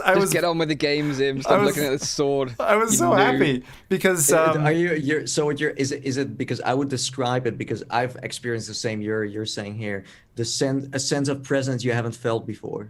Yeah. Because when I played Half-Life Alyx, I grabbed like one of the tools and I was like, whoa, there's like, not even that there was like something readable on there, but just in general that you had the sense it was real. Yes. So the thing I want to say is, if I was to call out two headsets that I think are quite balanced, and then I'll talk about ones that are imbalanced, because I still find this is very much a pointed headset. So when I say balanced, I don't mean weight on your head. I mean in terms of its features all around. The Index I count is quite a balanced headset in that it doesn't do any cheap tricks like what the original Pimax did to get you the field of view. It's like great right the way to the edge of the lenses in terms of Index. I find the same thing with the Quest 2. It's great to the edge of the lenses, unlike, say, the Go, which had fixed foveated rendering and things like that. This headset I find is 70% of the way there. You've got like a sweet spot, and after that it falls off. You've got some kind of artifacting, aliasing, I don't know what you want to call it, that detracts a little bit. Now, I did have the chromatic aberration update and things like that in. Those were all in for my first play. I didn't notice any stark chromatic aberration at all. There was a little bit of separation on the edges, but again, it wasn't anything I haven't seen in other headsets. But my impression is if you ordered a G2 and you're already used to Windows Mixed Reality, you're going to be pretty happy with this headset because it gives you what we have on the Quest 2 kind of standalone, which is screen doors gone. And 100%. In addition to that, what you're getting for your extra money is you're getting what I'll call eagle eye vision. It's the first headset that I've had where, like Nathan described for Half-Life Alyx, I get lost in the visuals of what I'm looking at, and there's nothing in the way. The cable length is good. I love the fact that there's no cameras to set up because, my God, whatever you're using otherwise in SteamVR headsets, unless it's WMR, you're setting up base stations or you were setting up some kind of cameras external. So that's great, and it's easy to get into. The analog slider for IPD is also welcome. I think that feels great, when you're comparing it to the Oculus ecosystem. I really need to test Revive because there were some games that felt like they were behind a wall to me. Like I was originally planning to go play Dirt Rally. I really wanted to rally in this headset, and Dirt Rally 1 unfortunately doesn't support, for instance, natively like the Index Vive. It's only Rift actually that it's got support for, so you have to go through Revive to get to that software. Right. Dirt Rally 2 has support, but I know that Dirt Rally 2 is also a machine muncher, and that coupled with the resolution on this headset, I knew it wasn't going to fly in a 1080 on my system and streaming, so I just said no go for that. But I think, in short, if you have a beefy rig and you want the best headset to show off what it can do in terms of visuals, and if you're the kind of person, like I'll call a lot of console people or sim racers who are on monitors, on displays, this headset, as you can see, I've even taken the audio bits off of it, right? Because one of the issues that I have is swearing at you right now. He's like, crying out loud, Zim. That I wasn't send you a the headset and it agreement. comes back in pieces. it'll all be wonderfully assembled before you get it back. joking. Actually, I had an issue, and some people were saying they were having this, where the audio was not as it was assembled when it was delivered to me. The audio in one of the headsets, like if I pressed slightly down on it, I would get the full connection. And people were saying to me in chat that others who'd received their G2 were having that problem. So this bipole connection on the left of the headset, which is just the same as the CV1 had, where you could just take one screw and pop the thing off, it was causing a little bit of trouble right out of the box. So it was interesting. You broke it. Yeah. I should also mention that I like the reason why Zim is using Velcro as a cable tidy there is because I broke the cable clip. Oh, you broke it. I wondered where it was because Nathan's like, don't break Mike's clip. And I'm like, it wasn't in the box. The funny thing is, I broke it and I was like, oh, that was just me being an idiot. Like, with my thumb, I was like heavy-handed with my thumb. And then Cass and Chari said that they broke theirs, and then Thrillseeker said he broke his as well. So it didn't feel too bad. Everyone had broken their headset clips, and I think HP are trying to address it somehow. Mine, I was assembling it, and then it was on there, and it was so tight that it just shut away in my living room. And I couldn't find it anymore. You lost I was like, it. wasn't even on there because it just catapulted off the. So I didn't broke it, but it was. You lost it. It made me puzzed though, because I was like, I don't think it was in the box. And Nathan says like, don't break Mike's clip. But yeah, I have these. They're from Visual. They're just a Velcro tie, and they're so handy for all kinds of VR things. But so on the Pro side, lightweight, no light leakage. It is the first headset where I put it on my head and I feel disoriented because I literally can't see shit. I can't see my keyboard. I can't see chat. I can't see my hands. I can't see my chest. Nothing. So one of the things that I have queued up for this, there's two tests I want to do still that are really important, I think. Revive, so see what I can play through Revive. How does that act? Because of the Windows MR thing, there's certain games I can't play with it, and I want to see if that fixes that. And then the second part is horror games. I think this headset would be very good for horror immersion because it basically blacks you out. It's a bit of a problem for me as a streamer who needs to see his keyboard for various interactions and chat, but it is the first headset that has blacked me out completely. Did you guys find that there was no light leakage when you used it? I'm curious because I got a big nose, so maybe that's it. I had a little bit, but it was definitely reduced more than other headsets. I thought the nose flaps did a really good job of blocking it out. And the thing is, you can't remove them. They're glued in place, so just bear that in mind. Yeah, in case that kind of annoys you. But it didn't annoy me like in the way the PSVR flaps always kind of like go the wrong way or something funny and got annoying. Nothing like that. The cons, I would say, are, as I said, it's capable of wide FOV, but unlike the Quest, which I think as close as you ratchet it into your head, you really don't get any FOV changes. This changes dramatically for me, 10, 15, maybe 20%, the closer I bring it into my eyes. I think it is really demanding of a thinner facial interface because you are spaced quite a bit away from the lenses. And with the facial interface off, you look at those lenses and you go, my God, they're throwing it away with the pad. They're throwing it away with the pad. It's funny that that has become a mod already in the HP Reverb sort of subreddit. Yeah. People using a thinner face pad to increase the field of view. And the funny thing is, like, you know, field of view is really subjective, and I don't think people realize that. You know, you can measure the field of view in any app that you want, but it all depends on the thickness of the pad that you're using and the shape of your face and your IPD and all these other variables that will change the IPD for everyone in a different way. It's still kind of strange that that's like getting overlooked in the sense of if you buy a headset, you don't get the option to get more. Like you do have headsets that come with, for example, 2 covers, but most of them just come with 1, and then people just assume that's it. Well, as Zim said, there is so much more potential there to be able to kind of swap that around with something else that might work a little bit better. Yeah, VR Cover are looking into an official solution for the Reverb. And I think it'll be easy for them. The nice thing is the facial interface is magnetic. Is that the same as the Index, where it just like snaps on? Yep. Yeah. Yep. So that's a lovely. It's not the same shape as the Index one though, so you can't use Index ones on. Yeah, Reverb I wouldn't expect that, but it's a similar kind of mechanism instead of the kind of am I going to break this on the Oculus headset that you have in every one of theirs. Yeah. So let me just talk about the cons a little bit that I found on this. So the things that I found, setup was, as I said, for me out of the box, you just have to know what you're getting into, I think. It's kind of like if you set up the Vive the first time, it probably took you a couple of hours because how am I going to put these base stations up and all that? So similar setup time to that. The wide FOV at the cost of the facial pressure. This is a very Windows mixed reality thing. If I say Windows key plus Y, you guys will know what I mean. The fact that this is the most needy headset I think I've ever. Can you please? I love that. Can I have your keyboard? Can I have, like, it wants fucking everything. It wants your keyboard. It wants your audio sources. Every time the PC boots, it steals from Discord. It steals from Zoom. It steals from everything. OBS. It just sucks everything. It's a little black hole, this headset. And so that would annoy me if I was swapping between multiple headsets. That would drive me insane. Your tweet was something like, "This is she's a beauty, but she's a right needy little bitch." I was like, that's genius. It's very true. So that would have irked me.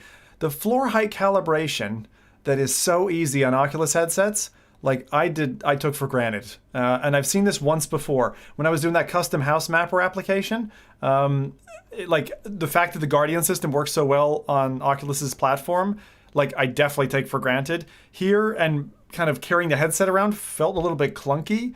And the Guardian boundary that kind of draws for you wasn't as accurate. But the fact that you can disable it quite easily in a simple toggle was nice. That way it wasn't getting in my face, because when I first sat down to race, there was like a corner of it like jetting into my eye. Anyway, I turned it off. The options are there generally, I find, to tweak and use the headset how you want. It did set up well, but in certain games like Skyrim, for example, all of a sudden I was 10 feet above my character, and you have to go through a process. This Windows Y thing is like basically saying, I think, yes, I'd like Windows back, please, because it holds you. You can't use your mouse, you can't use your keyboard, and it wants your audio. So that I found to be the funniest thing about the headset. An important thing, I suppose, if you're a creator, this thing feckin' does not like green screens. I looked at a green screen and immediately tracking went bonkers. But if I look at a normal room, it's totally fine. Like I would say it's on par with Quest 1, as we all tried it in PAX before Oculus Quest 1 had its more recent updates for tracking. That's very specific. Yeah, because I don't even know. Like I was there, but I'll describe I don't even it. know what that means. I'll describe it. So okay, sure. So it's like you're wearing an astronaut helmet. The Rift S, you could bring at the time of release, when these things first launched, you could bring your controllers, your touch controllers, and touch them to your headset, and they would track all the way. With the Windows Mixed Reality controllers, it's as if you're wearing an astronaut's helmet, and that's where the tracking stops. So as you bring them in, they stop maybe 3 inches away from your head. That's what I mean. And I would say that the tracking, now I haven't tried anything like Beat Saber Expert Plus yet. That's part of my test to come. But I would say it's not bad tracking. This is not PSVR grade tracking. It's like one generation back in terms of Oculus tracking, in my opinion, so far from what I've played with it. And this is, again, only on 3 play sessions. The last thing that I'm going to say, I'll say 2 last things. So God rays wise, I find like this is a clearer panel than the Quest. It doesn't seem to have the same kind of God ray effect that the Quest exhibits.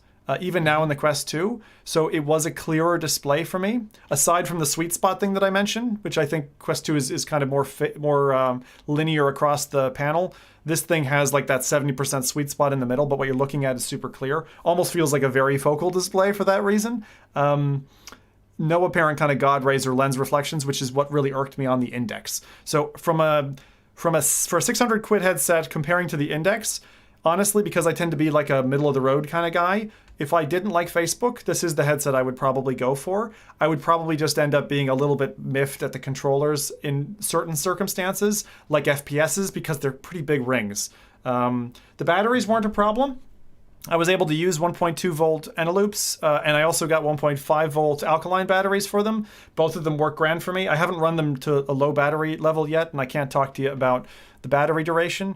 The last thing I'm going to say, and Index people are about to slay me, so get ready, but the audio solution, I did listen to it for a play session and a half. Maybe it's we haven't, audio takes time to kind of get rich in terms of its sound, and I am coming from a reference pair of HD600 Sennheisers, but the audio really wasn't enough for me. I wasn't wowed by it, and I would end up using aftermarket headphones, even simple ones like 150-pound headphones or something instead of those, because I find this kind of hovering off your ears audio, for me personally, as a big headphone nut, a bit weird, just feeling, because there's nothing on my ears.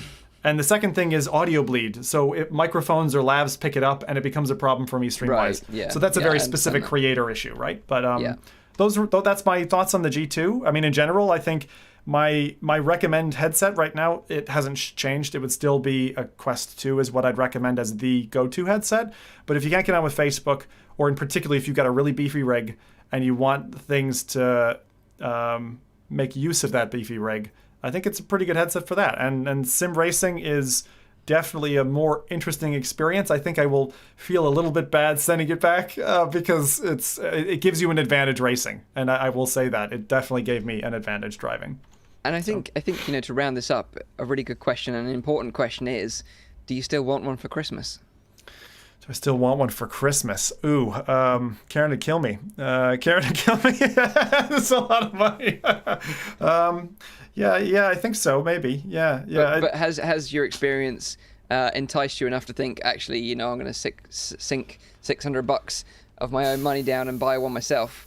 If I wasn't in the position where I was about to move, I would definitely consider it for my racing, because it's in my opinion, it gives you an advantage when you're actually driving. Yeah. So for racing and let's say for the casual Beat Saber, the casual players will have no problem with it. I think it's a fine headset as a casual VR headset. It's very comfortable, aside from the fact, if you ratchet it in to get the extra FOV, it comes a little less comfortable. They're going to solve that with a facial interface change, but Yeah, it'll be fine. Like if anyone gets this headset, and as I said, isn't too much a fan of Facebook, then it's the right headset for you, I think. It's only the controllers that are going to bug people. But I haven't found tracking issues. I haven't found any tracking issues for myself. I think that's a solid summary. I really appreciate your feedback on it, dude. I think it was interesting to send it over to you and get your perspective on it. That's great. Certainly from it was a very sim well racer's packaged. If anyone saw the tweet where I was pulling it out of a box, that wasn't Mike. Mike packaged it well. Don't worry. Oh well, based on this stuff, I would buy one too. Based on what you just said, I'm like, okay. That sounds like a fine. I really want to fly with headset. it next. I really want to see in Squadrons once we get that update. My favorite experience with that headset overall. Like Squadrons is amazing, and I'm looking forward to getting it back so I can play some more eventually. But there's no rush. You carry on your testing. There's no rush. I've got plenty to keep me busy with just the a week PS5 or two, and I'll get it back in your nice hands, Mike. So thank you again for sending it. That was awesome to receive. You're welcome. So now we're going to pass it back to you again for some more talking. So it's Zim's show now. It is Zim's show, but we've got loads to talk about actually. In terms of we've got some free games, we've got some releases, and something I'm very excited about as well. So I'm curious because you're talking free games, and I'm looking through my list going like, that's paid. Is there something? So we'll see. If I don't cover it, then you can cover it, Mike, and we'll give you a spot back. Yeah. So, sure. Okay. Yeah. Okay. Sounds good. So couple of things. Now I'm gonna start off with the lowest spot of all of I have to talk about, and this is double the length of what we normally have. So apologies if you don't like my voice, then you're gonna want to bugger off now. You don't like my voice. See ya. It's gonna be a long show if you don't like your voice. It's going to be a long show. So this first one, this is my worst piece of the week, and I say that now because I know I've said two indie things over the last two shows, but this one I had to cover. This is called. This is what the Rift is turning into. Okay, this is why I wanted to cover this. This is the 7 Mile Ritual, launched on Rift for £4 or about $5. Samson Films, 19th of November. This is from the creators of the Elevator Ritual. Comes a new horrific VR experience unlike any other. This is about a malevolent tow truck named the Wrecker that is after you. God. Okay? So this is really weird. It's a 2020 thing. Every year since 1995, this malevolent tow truck comes to Brightwood and goes on a killing rampage. While the town is under curfew, it's your job to deliver pizza and make sure customers get other essentials. But watch out, somewhere in the darkness, the Wrecker lurks, searching for a new victim. So There's you have always this pizza involved in these terrible games. It's very true, Mike. It's very true. So basically, it's a horror driving RPG game, and I've never heard that combination before. Horror driving and RPG. They ask you to immerse yourself into the dark history of Brightwood. It features a couple of different modes, so whether you want it really tough or quite easy. It's a scary campaign short that features funk, soul, and grindhouse music from favorite, obviously, films. Dozens of car upgrades and items are available to buy and trade, and while you drive, a self-driving enemy AI hunts you down. So you got to exercise the Wrecker using the 7 Mile Ritual, which is something you'll learn during the game. And this is a haunted race while you're being roamed and chased by spirits and ghosts. The thing is that I noticed from the trailer here is that you got rammed off the road, and I was thinking that's like motion sickness simulator right there. I'm gonna be throwing my ring up playing this game. Yeah, I think it is. It's such a bizarre combination of things. This is what the Oculus Rift has come to. So when I've been asked the question over the week, as people are coming towards Christmas and wondering what headset to get, they're like, hey, should I get a Rift S or a Quest 2? Absolutely, with the link, get a Quest 2. Okay? Yep, Rift 100%. S is unfortunately dying a death. The store shows it. That is the last thing that was released. And there isn't a lot coming out week on week. So this is kind of part warning, part recommendation that go for the Quest 2. Or if you can wait, because people are a bit irate over the G2 and the lack of responsiveness. It's like, I pre-ordered, when's it coming, guys? Then consider that for your potential G2 order as well. I would like to invite Mike Verdu to play this game and then raid the store again. You're going to make me blow water out my nose, Nathan. Jesus. Okay. Turned him into a dolphin for a second. Blowing water out of his blowhole. I'm going to get a new nickname after that. Okay, let me give you the next one, as we got plenty to go for. So this one's slightly better. I do say slightly. This is PC VR. It's called Stargaze. This one's available for $20 or $15.49 in pounds and landed on the 20th of November from developer Played With Fire. So this is an astronomer's game. Bit of an odd one. You gaze into the stars as a curious astronomer. in this magical adventure game. Okay, you influence a galaxy of planets, and you find different angles and perspectives using your instruments to uncover these secrets. It feels very much in its puzzling like The Room to me. So any fans of The Room who really want something where you're sat in place, VRifying, then this one might wet your whistle. You take photos and note down your observations to complete your book of research, and you try to solve this ultimate cosmic mystery, or just sit down and chill out while you're stargazing. But I think you probably will just rush your way through this title. The whole point about this is that there's interstellar travels that were stylized by like hand-drawn, like book-like illustrations, and this is like a cosmic fable. So this game has been inspired by storytelling, brings it to you in VR hands, and as you grab these like Polaroid photographs, you kind of continue the journey. As I said, it felt very much to me in its both explanation and its kind of detailed telling by the developer as something akin to the Room experience. And that's Stargaze. So for PC VR folks and on Windows Mixed Reality, since we're talking about it, Stargaze landed on the 20th of November. There you go. Yeah, that one looks kind of interesting, I think. I like The Room a lot. It was one of my favorite games actually, recent times. I really enjoyed it. The Room with the 28 floors, or just The Room VR? Oh, The Dark Matter. No, I can't remember. Was it 11 floors or 13 floors? 21, Whatever game 22? It was 13 21 floors. That only actually had 3 floors. Yeah, I don't remember how many. Amazing marketing there. Incredible. Good job. Incredible. All right, next one. This one I know is a favorite of us. This is Wolves in the Walls coming to Quest. So for £7 or about $10 from Fable Studio on the 19th of November, we've got, it's 21st of November, we've got a title that is a really interesting social/AI project. And the facade of this project is 8-year-old Lucy. So Lucy is this character in what could be maybe best described as a VR short story tale, where she's talking to her mom, her brother, her dad, and she's going through this very, we'll call it attic-esque environment. And she's talking to her parents. No one will believe her that she's hearing wolves through the walls. Lovely little story. And behind all of this, and the reason why this studio won the 2019 Emmy for Outstanding Innovation in Interactive Media, is what you don't know is interactivity with Lucy has a back door to it. And actually what they're trying to do is turn Lucy into an AI-driven, long-form game experience where you're actually, like Minecraft, procedurally able to interact with Lucy. On social media, you can sign up to her Instagram, and she ends up being a virtual friend. So this is really odd, but I think the thing that's the most stark in the game for me is when Lucy turns to you as the player and the protagonist, the one she's confiding in to talk about these wolves that she's listening to in the walls, and she starts to ask you questions, and you're kind of like, what's going on here? And then she'll react with you. It's very odd, and to me, it's the tip of the iceberg on what is a very large and maybe to some people concerning kind of social/AI project, because I think the data that drives this is really interesting, and where this takes us next, particularly for the person who's alone at home, trapped in because of COVID, doesn't have a friend in the world, could you augment that with an AI friend? That's where they want to take this. It's not just this one experience. You know what that reminds me of? Mike will probably know as well because he played it as well. It's the Detroit Become Human, the main menu. Right? Where you also have something that you described now. Is there? If you haven't tried that game yet and you really want like a mind-blowing experience, I definitely check that out because even the main menu is worth it in itself. I'm not going to say more than that. No. But the Wolves in the Walls, I remember you recommended it a while ago, and I checked it out, and I really loved it. I thought it was a really nice story.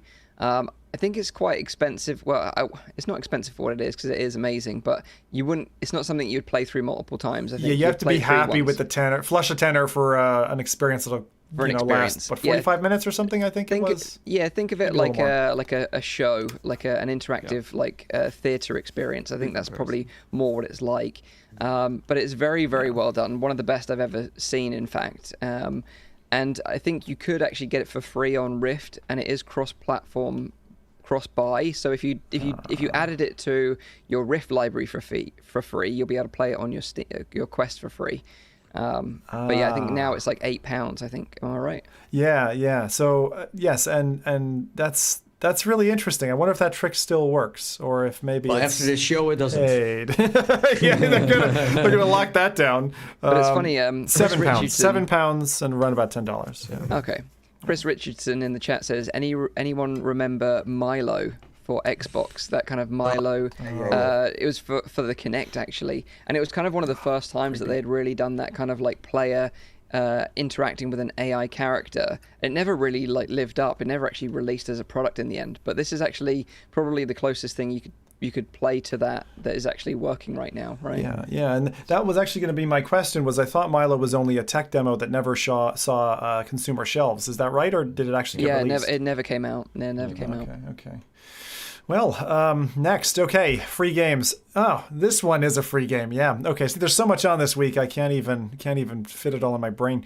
So, Asgard's Wrath is probably the last game that I thought would be given for free. But if you are somebody who is a new Quest 2 buyer since the 20th of November and all the way until the 31st of January, you're going to get to unlock by connecting your Quest to a PC through Oculus Link.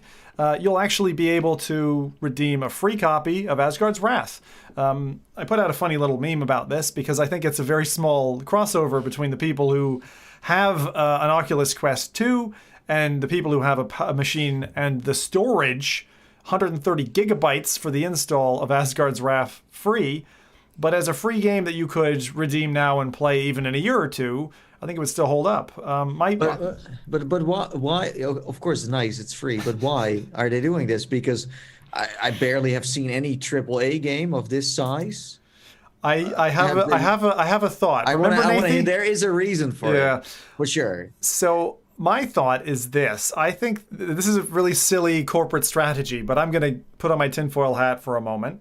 I think Medal of Honor, because of how it has been advertised, might cause a ripple in December that, hey, wait a second, you advertised this as a PC game, as a Quest game, and, I expected to be able to play that. Like, oh, well, if you bought a Quest, you get this other free PC VR game. I don't know. I think it's a bit of a throw the dog a free bone so they don't complain about something else. It's a bizarre strategy. Because what I also noticed is that they created a brand new trailer for Asgard's Wrath for this holiday season. Not quite. So I have that queued up and I'm going to show it. So you're talking about the animated short that the animation studio behind Sanzaru queued up, which is bizarre. It's really strange because it's kind of like very mature and it's nothing to do with the actual game. It's got the game characters in it, but the gameplay looks a little bit like, I don't know, Walking Dead Onslaught or something. It's really strange. I'm rolling it now. So The Fearless is an animated short that was created by the team, and they decided they wanted to give that out. So they said the animation team proposed doing a set of short sketches using assets from the game. So they devised their own skits, composed and recorded their own rock music tracks to put this trailer out. I don't know. It doesn't seem like it should have been on the Oculus account. It seems misleading to me. It doesn't appear anything like the actual game. I thought this was an ad. I thought it was an ad, and that's why I posted back to them. I said, what the heck is this? It's going to put people off because that's not Asgard's. Asgard's looks completely different. So it's very weird.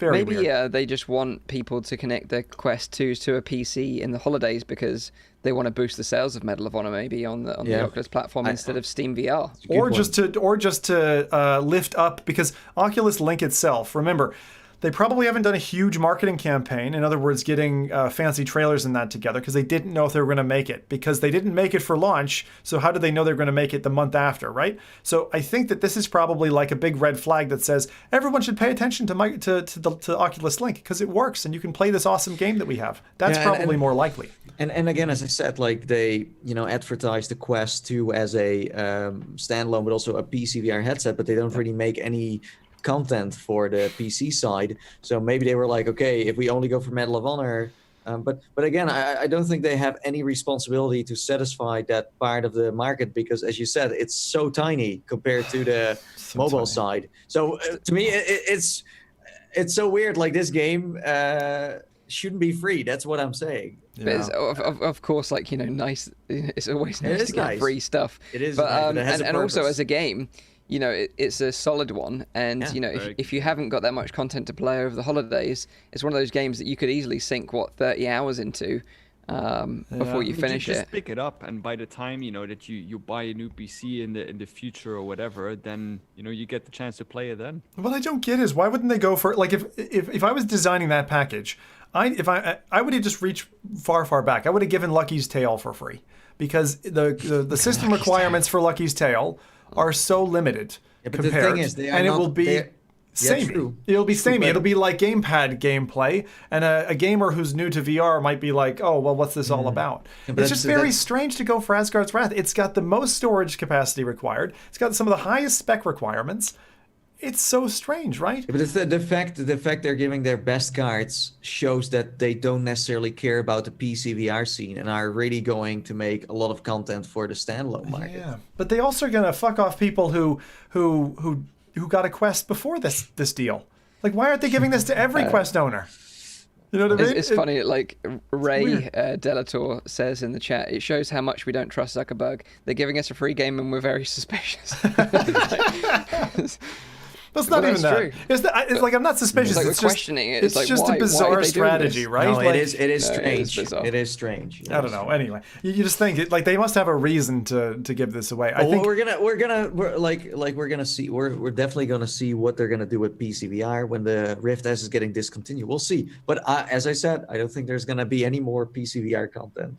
Yeah, the interesting effect of this is going to be, like when they included a DVD in the box of, I don't know, Avatar or Titanic or something like that. And they're like, oh, we had X many sales. Like, if this counts to their numbers, I'm just interested because obviously, this cost them a lot of money to create. That game is very asset heavy. We've also got to remember that Sansa are part of Oculus now.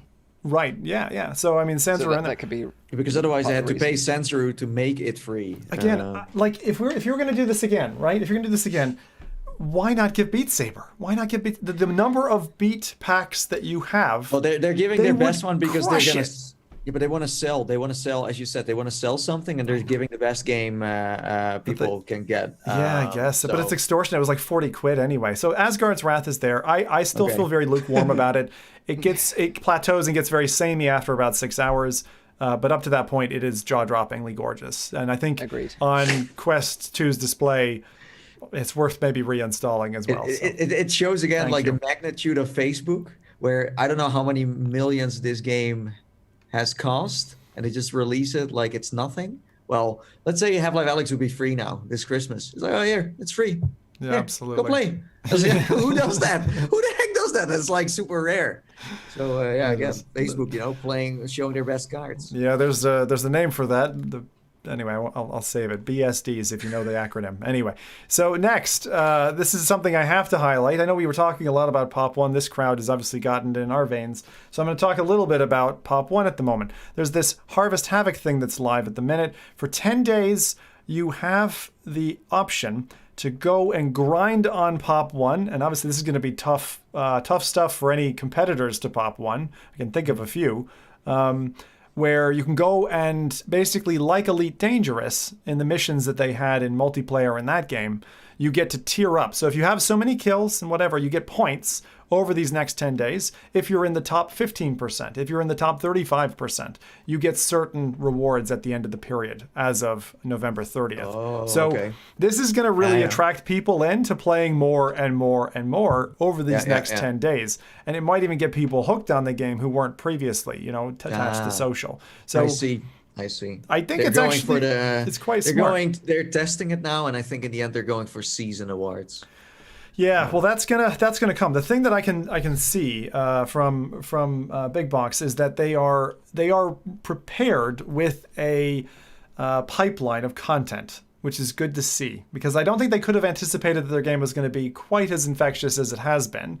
And having this pipeline there gives them a real spine, and they're already able to deliver it and put these modifiers into the game. Some have been good, some people haven't liked, but here's another kind of week and a bit for you to be playing Pop 1 and, competing against your friends in the world. So interesting to see how that goes, particularly in the last like day and a half where people are grinding to stay in whatever tier so they get the special skin.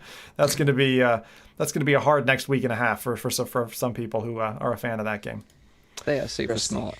They are super smart keeping people in that game. It's like bravo to them. They're like well They're like drug dealers. They really are. They are. They really are. This next one is a small update to a game that I'm quite a fan of, Racket NX. Quite an aerobic title, like racquetball. They've got co-op support just added. Thought I'd mention this because again, they're also touting the fact that they've got same account sharing. We've talked about this on a few different episodes. So if you have like 3 or 4 headsets, for example, you can hop in here. And you can play a match, 1-to-1 with someone. And now it's kind of co-op instead of just competitive gameplay. So that's a quick one on Racket NX. And just flying through these mentions so you get them. One that really, really excites me. Got to play this a little bit earlier, and I played it before and after the update. Audica has a 90 hertz update. They've updated their graphics, custom gun support, and I have to say, and I don't say this lightly, this game now on Quest 2 has perfect visuals. It almost looks better than PC to me. It might even be better than PC. I haven't done side by side, but everything is perfect. The text, the energy beams, all that kind of stuff. The trailer looks shite compared to the actual game in Quest 2, is all I can say. But if you are an Audica fan, jump in. There's tons of tracks that have been released in the last 6 months. Check it out again. Really works well with Quest. I just 2. want that to be a tagline in their trailer. Zimtug 5, trailer looks shiny. Looks like in the head. One accolade. Couple more things. This is one of those trailers where they could have just done it in first person and it just looks way better. Way better. It's really hard getting Audica looking good, actually, because they always go for this like wild field of view, and I don't think it looks very engaging. Anyway, next, our big friend Guy Godin over at Virtual Desktop has released a phenomenal update, which I was able to check out yesterday. It is coupled with the previous 90 hertz update. There's a new environment, which is really stunning, and I need to talk about this. So there was an 8K live video, I say live, captured live, video reel of Chicago out the window of a brand new apartment. It's really well detailed. It's got an NZXT case underneath the desk.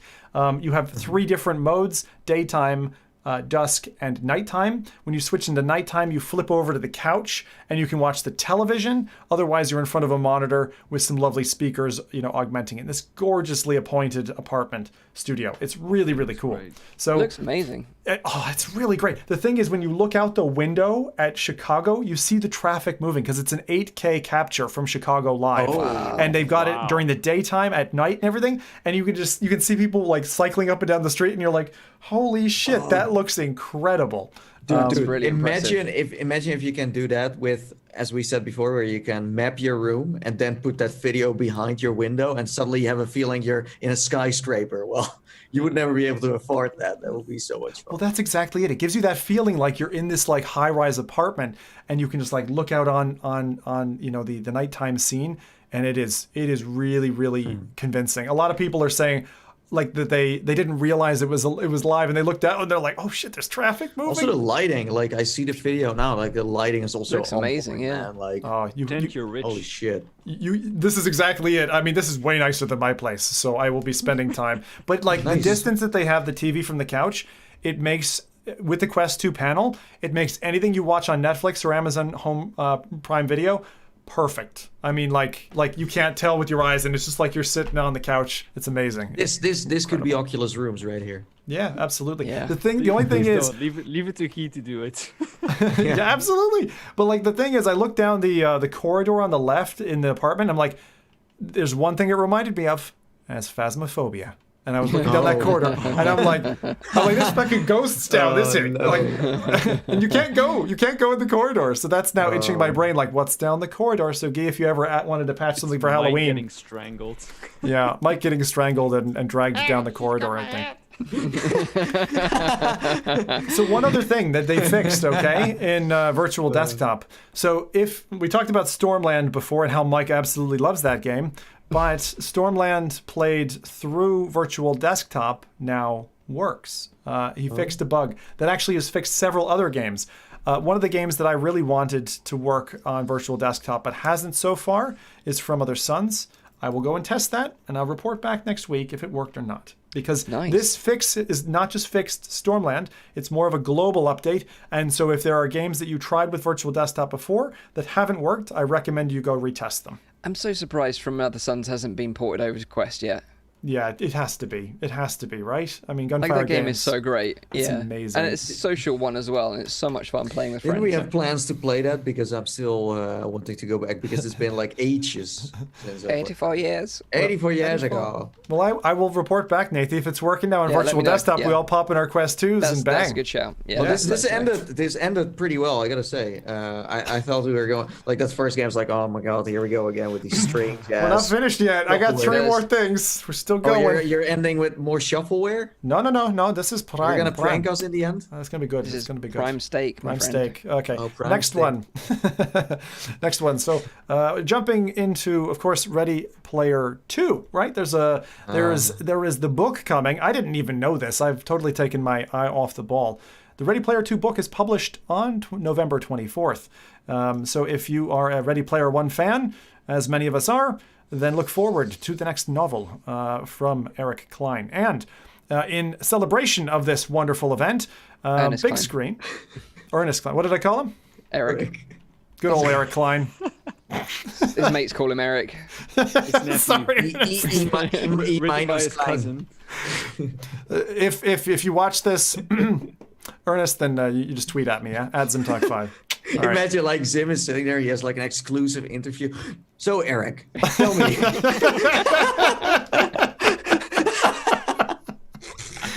I And love then our the show. Oscar goes to Eric. Amazing. Amazing. Hey, if you guys call me Jim, I can fucking call him Jim and Eric, all right? Eric, there we go. That's it. Anyway, so yes, the best-selling author, Ernest Klein of Ready Player One, will be doing a live Q&A in big screen on December 5th at That's 8 true. p.m. Eastern Time, 5 p.m. Pacific Time, and sometime in the middle of the morning here in the UK. And talking about Ready Player 2. So that's on December 5th. I Begin wonder if he's already into talks with Peter Spielberg to make like the next movie. Peter Spielberg. But yeah, the book's coming out on the 24th of November, right? And Yeah. there's also an audiobook. So if you're not really into books, I would highly recommend the audiobook. The original was read by Will Wheaton, and he's doing the new one as well. So Thank God. Yeah. looking forward to listening to the audiobook. That's the way I'm going to consume this content. Curious if it's going to get better, or because usually a second one is like, is this really necessary or not? Yeah. Well, that's going to be the real question. He's got to really make. I mean, it's got to be like, I've got the power now. It's got to be like one of the follow-ups of the Matrix, because the end of the Matrix was, you now have the keys to the kingdom, which is kind of like the end of Ready Player One. It's like, you now have the keys to the kingdom. What are you going to make of it? So either there's going to be a bad dude or bad lady go after him and want the keys, or he's going to feck up somehow, and there's going to be a romantic twist where it's like, he and the girl, have some problems, and it's all about the relationship. It's a rom-com. Maybe the next one starts with IOI making a Quest 2. Yeah. Maybe they go back in time. Back in The time. first movie. Back in time, yeah. It's like we re-travel to everything. They pull back a Back to the Future episode out of it. Yeah, that could I'm looking happen. forward to it. I'm really looking forward to it. I am as well. I love the first book. Like, the movie was good, but the book is way better. This is all crept up on me though. Like, I just I wasn't ready for a next book yet, and I'm glad that it's coming out. I'll probably wait. Someone until mentions December. in the chat, because Ernest Klein also wrote the book Armada, which is kind of similar in that, it's kind of like a video game player who kind of gets pulled into like a space combat situation, a bit like that old movie, like Last Starfighter, I think it was called. I don't know if you ever remember that. It's a real classic from the 80s. He was like an arcade machine player and then got sucked into like being a starfighter pilot. But it's kind of like that, but it wasn't as good as Ready Player One in my opinion. There we go. Yeah, that one doesn't ring a bell, but thank you, Mike. So that's again a big screen event coming up on the 5th of December. 2 more little bits. So Vacation Simulator this week launched experimental hand tracking, which is really neat. You get little Gumby hands, and it works very well. Quest 1, Quest 2 support both there, and it's interesting playing quite a fundamental game. Now this is not Job Simulator; it's Vacation Simulator, just to differentiate between the two. They didn't update them both. I haven't tested Job Simulator, but I understand that it was only Vacation Simulator that was updated. It's only vacation. Yeah. That's interesting. Okay. Which I actually think is the weaker of the two, even though it's got more to do in it. Yeah. I like Job Simulator. And it's older too. It's a very old title now. So there's like Vacation Simulator is built on the newest whatevers, and that might also be a part of it. That's why I figured they just focused on the new code instead. But I think also the new one didn't sell as well as the first, so maybe with the hand tracking thing, they might be able to get some more sales going as well. I've checked it out. Like it's I would say it's I wouldn't call it hit and miss, but I would say that the experimental title is still appropriate for it. You can grab mugs and stuff. It's more like the release of items that is a little bit sticky at the moment. But yeah, you're able to grab whatever, grab a mug, fill a cup, throw things around. That's probably the best part. If you want to just go in and wreck house, you totally can now. And also it's a nice demonstration if you're hanging around relatives, for the holidays. Show them, Cubism hand tracking. Show them Vacation Simulator. It's another quality title that they can play around with no controllers, which is pretty magical. Or let them play that sandbox one, the Hans physics lab, and let them saw their fingers off and chop their hands off, and then let them see their hands walk away like in the Addams Family. It's like emotionally scar them for life. Yeah. That's the way to go. That's what you should do with friends and family, really. Speaking of friends and family, F.Reality, tomorrow we'll be doing a live stream. We're doing VR chat Among Us. So along with some friends, we've got 10 VR content creators crewed up. You can watch either over on ZimTalk 5 or many other channels who will be broadcasting at the same time. This is going to be starting at 7 p.m. UK time. That's 2 p.m. Eastern, 8 p.m. European. For 2 hours, come along for some stabby McStabby fun. Yeah, most of us have never played Among Us before, so playing it in VR chat is going to be super interesting. It's going to bring out the most devious in us, I think. Sure, Mike Two-Face. I think my favorite part about VR chat Among Us is the fact that the vents, you actually go into the vents like you're the alien in Predator or one of the Alien games. That is the best part. Yeah, you can make that noise all you like because we won't be able to hear you. You're actually silent when you're playing, and then there's like a spectator. So when you're killed, you get to watch and listen as Mike stabs us all in the back. And so it's quite fun from both angles. So look out for that. That's tomorrow. And that's it for our releases and mentions for the week. There's one more. Nice. Okay, Mike, what did I miss? Elite Dangerous is currently free on the Epic Game Store. We mentioned that last week, but yes, it's a fair shout for anyone who doesn't know. Plus, if you just got a G2, I hear that Elite Dangerous looks bloody sick in the G2. So if you haven't hopped back into Elite for a while, or maybe you didn't own it, you can also do planetary landings in that one because the Horizons update comes with that as well. I think they updated the tutorials too, so everything is a bit more, fresh. It's kind of crazy. There's so much stuff going on. Like, I'm almost happy that we do this show every week because otherwise I don't think I'd actually be able to keep up with all the VR stuff going on right now. We even have to skip a lot too. Like we do. Saying like, hey, what about the JVC headset? I'm like, yeah, sure, but if you want to have a 6-hour show, then take along. I also skipped about VR Chat Plus, but I'll probably talk about that next week, maybe with the JVC headset. You never know. I'm glad that we have this show that I can even recap myself what's going on in the VR industry because it's hard to keep up sometimes, I feel like. But you did a good job, lads. Well done. Have a great week in VR. I'm going to round up the... what am I doing? I'm going to round up the show. That's what I'm What am I doing? What am I going to do now? What am I doing here? Let's just stay here and just keep talking. What am I doing? Eric, help me! So let me round up the show. So just a reminder, this is a weekly VR, AR, and MR talk show, live streamed every Saturday on YouTube and on Twitch. The show goes live at 7 p.m. in Europe, 6 p.m. in the UK, 12 midday in Central US. Also, go and check out the audio version, which is available on iTunes, SoundCloud, and Spotify. Rowdy does an excellent job to make it sound beautiful for your ears. Hit that like button if you're watching the live stream now. We love you all. We appreciate all your support, and thank you for joining us again on another weekly show.